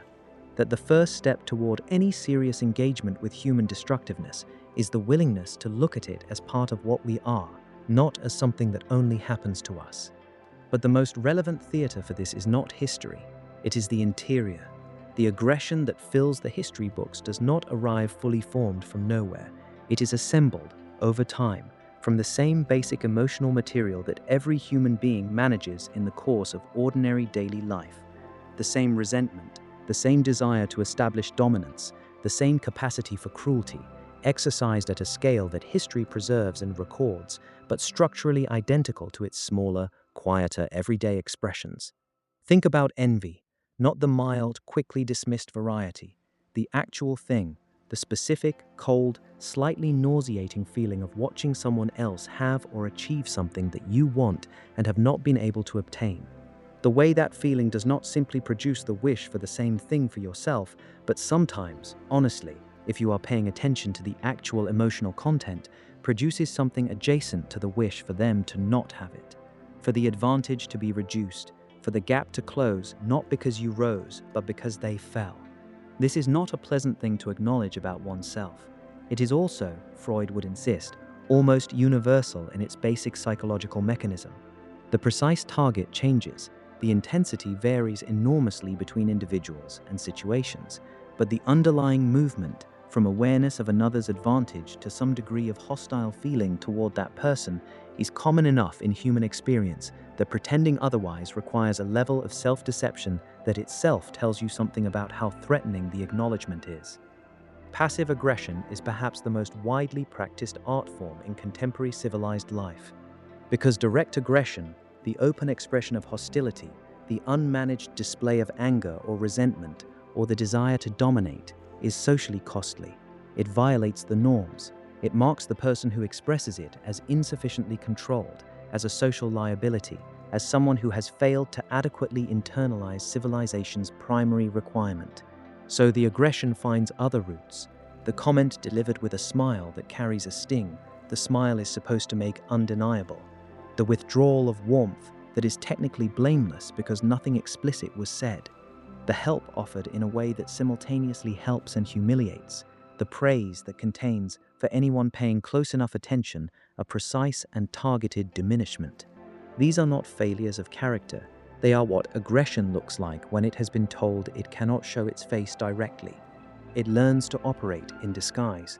And the disguise is often so effective that the person wearing it is not fully conscious of what they are doing. The hostility runs below the level of deliberate intention, expressing itself through the available channels, while the conscious mind maintains a genuine belief in its own goodwill. This is aggression operating within the constraints of civilization, not eliminated, not transcended, simply redirected into forms that are more socially deniable. Freud noticed something about human groups that remains one of his most unsettling observations. The same people who would be horrified by violence toward members of their own community can find, under the right conditions, surprisingly little difficulty directing aggression toward an outgroup, toward the external other, whoever occupies that position in the current cultural geography. The foreigner, the ideological opponent, the group that has been designated as different enough that the ordinary moral inhibitions against aggression don't apply with the same force. This switch, from the warmth of in-group solidarity to the hostility of out-group antagonism, is not the product of unusual cruelty or exceptional moral failure. It is a feature of the basic psychological architecture of group identity. Shared identity requires boundaries. Boundaries require an out.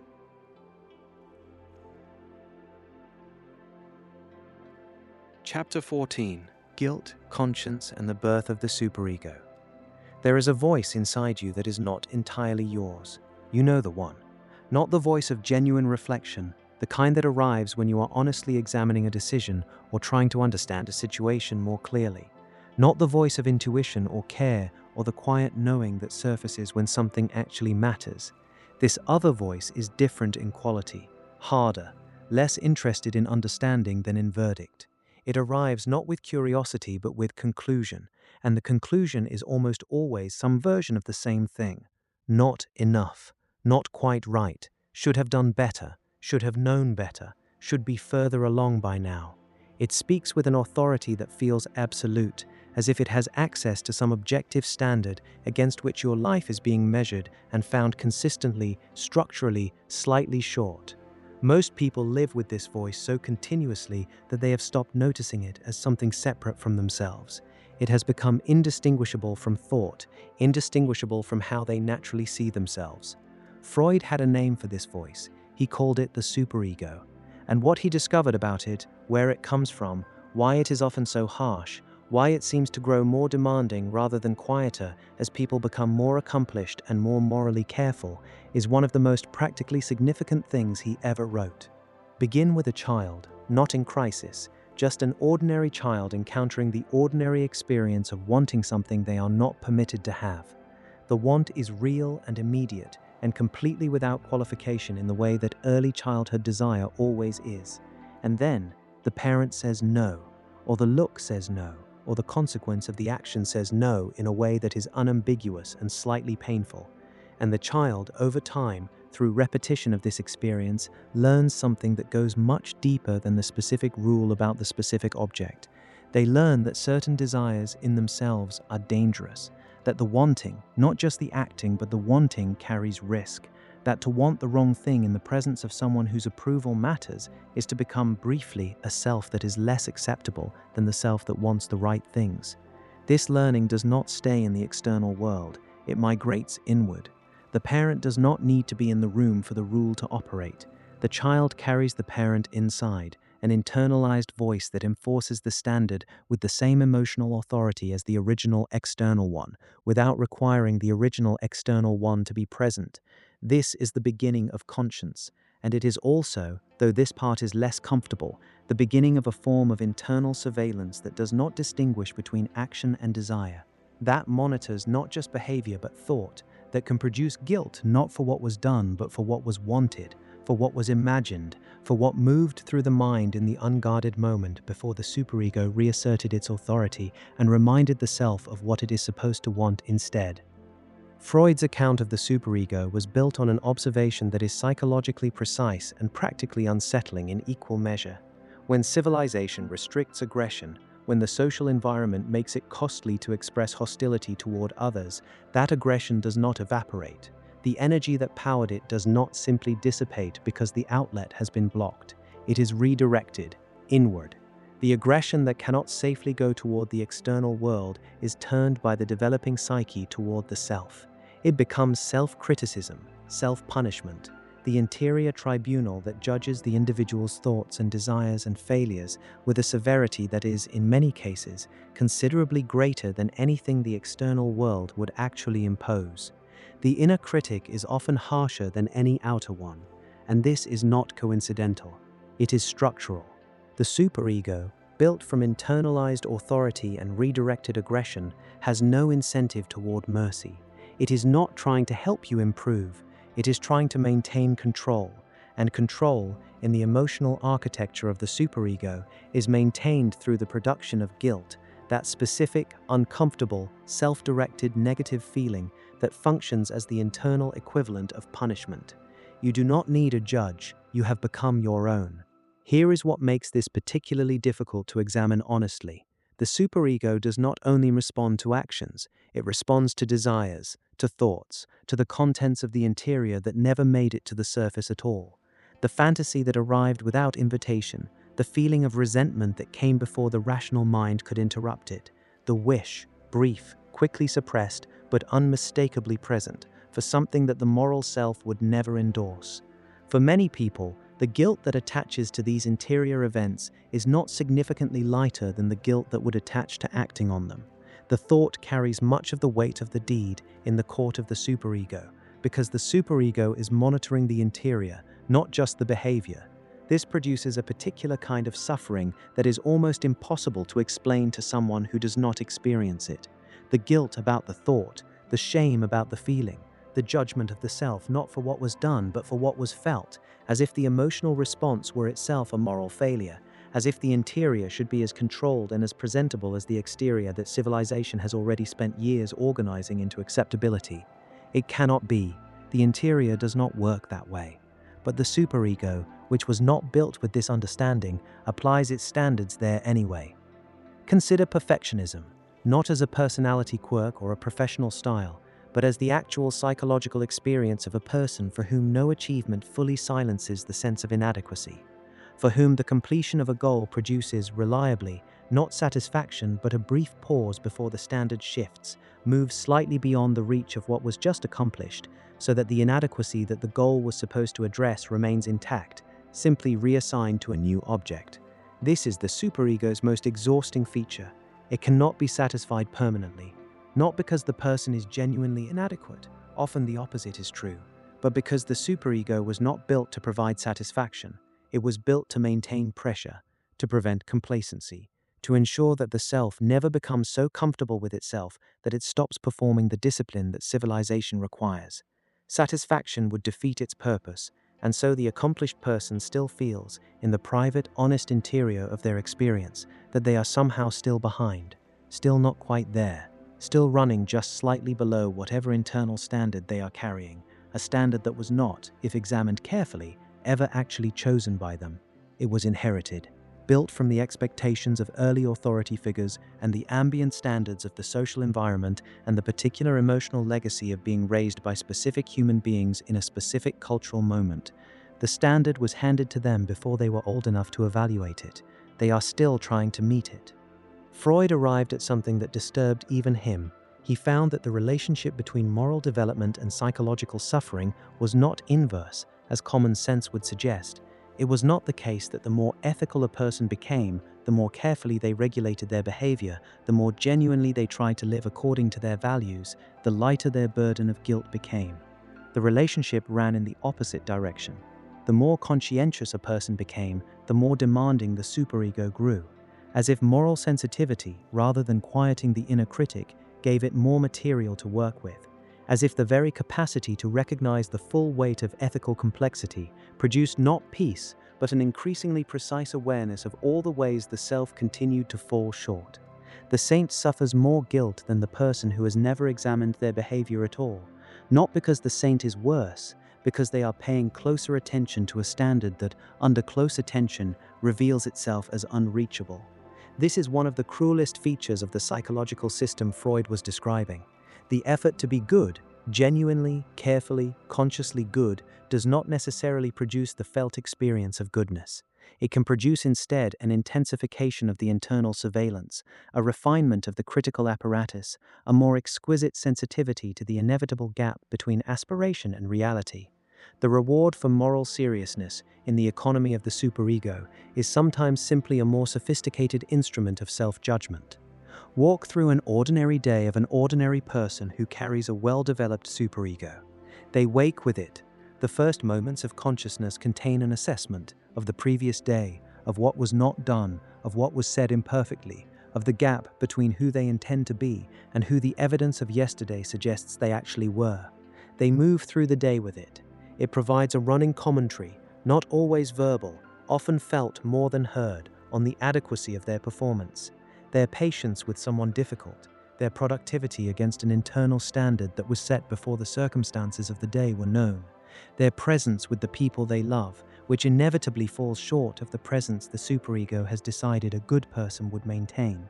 They end the day with it, the accounting, the review, the quiet verdict on whether today was sufficient, which, most days, it was not quite. This is not depression necessarily. It is not a clinical condition requiring intervention. It is simply what it feels like to carry an internalized judge whose standards were set by forces outside the self, and whose primary tool for maintaining influence is the production of a guilt that never fully pays off its debt. Freud believed this was not incidental to civilization. It was one of its primary mechanisms. Civilization does not maintain order only through external enforcement, through laws and consequences and the visible apparatus of institutional power.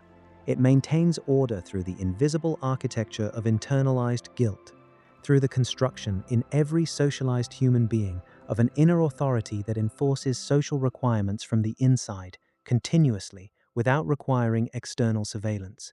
This is extraordinarily efficient. It is also, and this is what Freud wanted to make visible, extraordinarily costly to the individuals who carry it. The guilt that civilization requires for its internal management does not distribute itself neatly, falling only on genuine wrongdoing and lifting cleanly when the wrong is addressed. It settles into the psyche more broadly, more persistently, more indiscriminately than that. It attaches to desire, to thought, to inadequacy, to the ordinary human failure to be, consistently and completely, the person the superego has decided one ought to be. And it accumulates, across years, across decades of trying and falling short, and trying again and carrying the record of every falling short in an interior ledger that is never cleared, because the superego, unlike any external court, does not offer a mechanism for closure. The debt continues, the payments continue, and the exhaustion of that continuous payment is one of the quietest and least acknowledged forms of suffering that modern human life contains.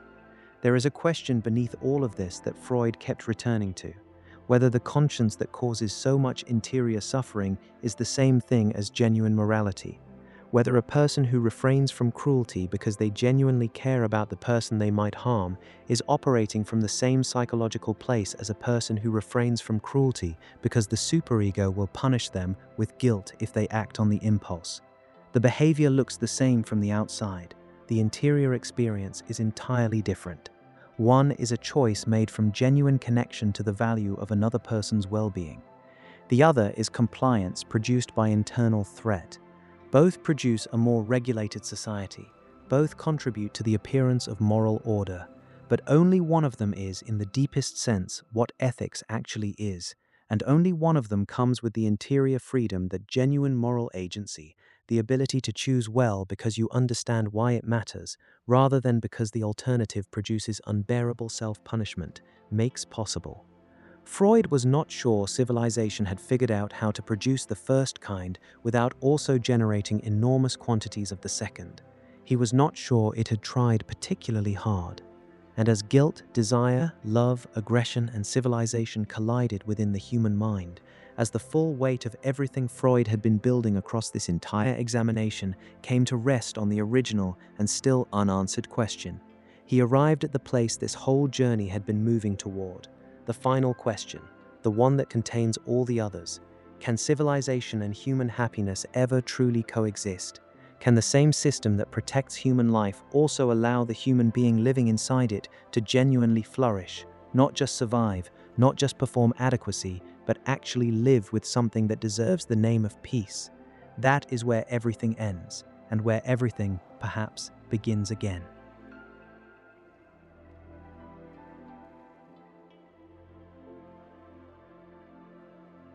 Chapter 15. The Final Conflict. Can civilization and happiness ever coexist? We have been walking together for a long time now, through the cities and the silence, through the psychology of desire and the architecture of guilt, through the oceanic feeling and the origins of the self, through love and its losses, through art and its consolations, through the aggression hidden beneath politeness and the conscience that turns that aggression inward with more precision than any external punishment ever managed.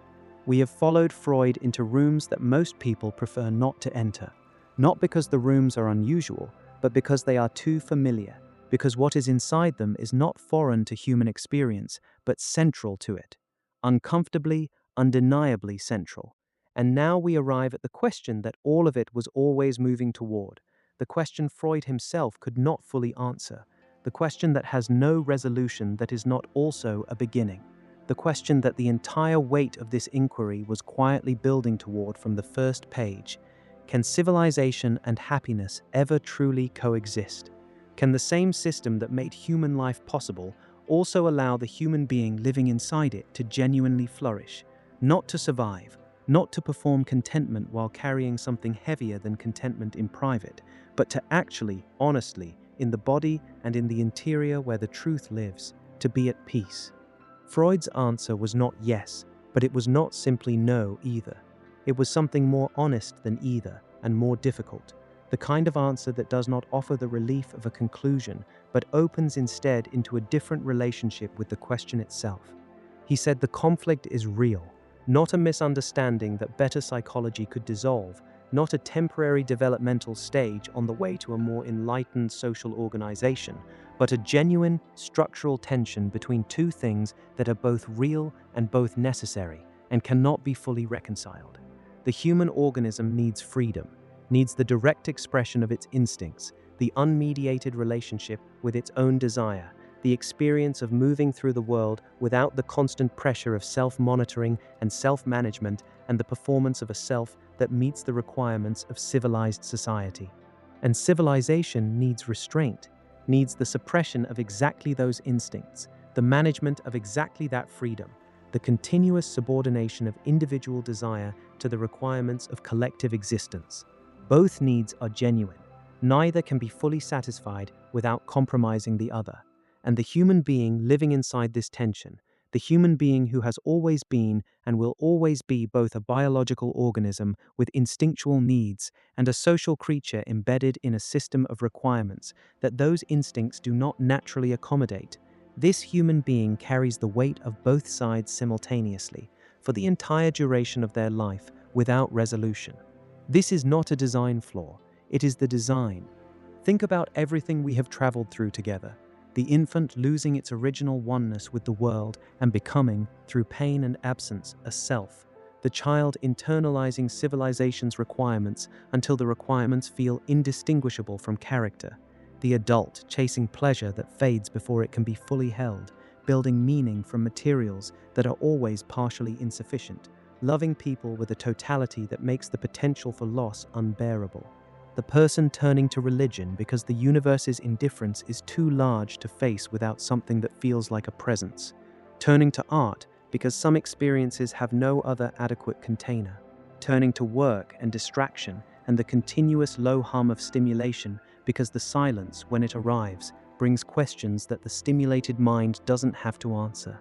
The person managing their aggression and paying for the management in the currency of guilt, carrying the superego's verdict on their interior life with the same patient exhaustion of someone who has been found perpetually insufficient by a court they did not choose to appear before and cannot leave. All of this is the human being inside civilization, not a damaged version of the human being, not the human being before they were properly understood or before society was properly arranged. The human being as they actually are, carrying all of this simultaneously, navigating the irreconcilable, living a life that is genuinely beautiful and genuinely difficult and cannot be fully separated into its beautiful and difficult parts because they are made of each other.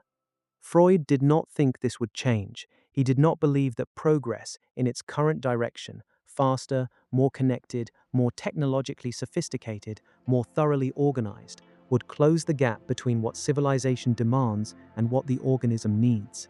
He thought the gap would persist because it is not produced by the specific configuration of any particular civilization, but by the relationship between civilization as such and human nature as such. The specific forms change, the tension underneath them does not. This is, depending on where you stand, either the most depressing thing Freud ever wrote or the most liberating. Depressing if you were hoping that the right social arrangement, the right personal choices, the right combination of therapy and philosophy and mindful living would eventually produce a life from which the fundamental friction had been removed. Liberating if you have been, quietly and without quite articulating it, carrying the suspicion that the friction was somehow your fault, that other people, in their apparently more composed and functional lives, had found a way to resolve what you could not, that the persistent sense of something unfinished was a sign of personal failure rather than the universal condition it actually is. It is not your failure, it is the situation, the same situation every human being who has ever lived has inhabited. There is a particular kind of exhaustion that comes from chasing a version of life in which the difficult parts have been permanently solved. You recognize this exhaustion if you have worked for years toward a goal, arrived at it, and discovered that the arrival, though real and genuinely satisfying in some ways, did not produce the transformation you expected, that the person standing at the destination was the same person who left the starting point, carrying the same interior, facing a new set of unanswered questions with the old ones only partially addressed. Or, if you have arranged your life with considerable care around the removal of as many sources of discomfort as possible, and found that the comfort, once achieved, became its own kind of restlessness, that the absence of the specific pain you were trying to avoid revealed other pains underneath it that the pursuit had been keeping quiet. Or, if you have simply reached a moment, quiet, honest, without the usual noise to fill it, and recognized that the future you have been banking on, the future where the important things are finally settled and the interior is finally organized and the life finally feels like what it was supposed to feel like, that this future is a horizon. It moves with you. It is always ahead by the same distance. Freud is not pointing this out to take hope away. He is pointing it out to give you back the present. Because if the resolution is not coming, if the gap between desire and satisfaction, between freedom and security, between what the organism is and what civilization requires it to be, is a permanent feature rather than a temporary problem, then the relevant question is not how to eliminate it. The relevant question is how to live inside it, consciously, honestly, without the added suffering of pretending it should be otherwise, or the additional weight of believing that its presence means something has gone wrong with you specifically. This is what Freud, beneath all the clinical language and the formal argumentation, was ultimately pointing toward. Not a cure, not a resolution, but a clearer seeing of the actual condition, because clearer seeing, however uncomfortable in the first moment of contact, is always the beginning of a more genuine relationship with one's own life. And here is what that clearer seeing reveals, alongside the difficulty. It reveals that the same creatures who carry all this conflict, the same species that built the machinery of its own psychological suffering with such extraordinary thoroughness, also built everything else, built the music that makes people feel less alone in the middle of the night in ways that nothing else reaches, built the architecture that gives stone the capacity to make a person feel, standing inside it, that they are in the presence of something that cares about human experience, built the stories that keep the specific weight of individual human suffering from being lost entirely to time, that allow the grief of someone who died centuries ago to arrive in the chest of someone reading their words this morning, built love, imperfect, costly, temporary in its forms but persistent in its necessity, the reaching toward each other across the irreducible distance between one interior and another, never fully successful, never quite achieving the complete contact it is reaching for, and yet unable to stop reaching, unwilling to stop reaching. Built the capacity for meaning, which is different from happiness and more durable. The ability to look at suffering genuinely without flinching and find inside it, not in spite of it, but through the honest engagement with it, something that justifies the effort of being here. These are not small things. They are, in fact, everything. Freud ended his book without comfort. He looked at the conflict between civilization and the human instinct and said that he could not predict how it would resolve, whether eros, the drive toward life and connection and creativity, would prevail against the destructive forces that also run through the human organism. He was genuinely uncertain. The century that followed him, with its extraordinary capacity for both human achievement and human devastation, suggests he was right to be uncertain. But uncertainty is not hopelessness. Uncertainty is the honest condition of a mind that has looked clearly at something complex and refused to resolve it artificially in either direction. And there is a kind of integrity in that, a kind of respect for the reality of the situation, that false resolution would not have provided. What Freud was ultimately asking for, beneath everything, was honesty. Not the performed honesty of someone who has worked out what they are supposed to feel and then feels it, but the actual honesty of a conscious creature willing to look at the full complexity of its own experience, the beauty and the suffering and the irresolvable tensions and the persistent, unreasonable hope, and to stay with what it sees without requiring it to be simpler than it is. This is what it means to be human in the end, not to be happy, not to be free of conflict, not to have solved the question of how to live in a way that eliminates the weight of being alive, but to be conscious, to be the kind of creature that can look at its own condition, the desire and the limitation, the love and the loss, the extraordinary civilization built on foundations of suppressed instinct and internalized guilt, and still find, in the looking, something worth continuing for. The person sitting with grief and choosing, the next morning, to try again.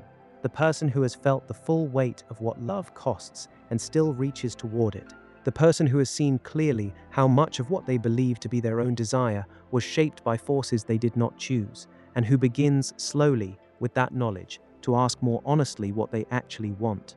The person who has stopped waiting for the future version of their life to be the real one, and has begun, quietly and imperfectly, to inhabit the present one. These are not heroic acts in any dramatic sense, but they may be the most genuinely human ones. Freud gave us a mirror, not a flattering one, not a mirror designed to show us the best version of ourselves or to confirm the story we prefer to tell about what we are. An honest one that shows the organism and the civilization and the superego and the desire and the guilt and the love and the aggression and the extraordinary, unkillable longing for something that feels like peace, all of it together in the same frame without asking any of it to be less than it is. And the gift of that mirror, the actual gift, the one that remains after the discomfort of the first honest look has passed, is that it makes the reflected life feel real, not perfect, not solved, not freed from the tensions that make it difficult, but real and recognizable and shared in its essential structure with every other human being who has ever woken up in a body, in a civilization, in the middle of a life that asked more than it provided and somehow still managed to contain moments, small, specific, unrepeatable moments that made the whole complicated effort feel, in the wordless way that genuine experience registers before thought can interfere, worth it. We are not the first to carry this. We will not be the last.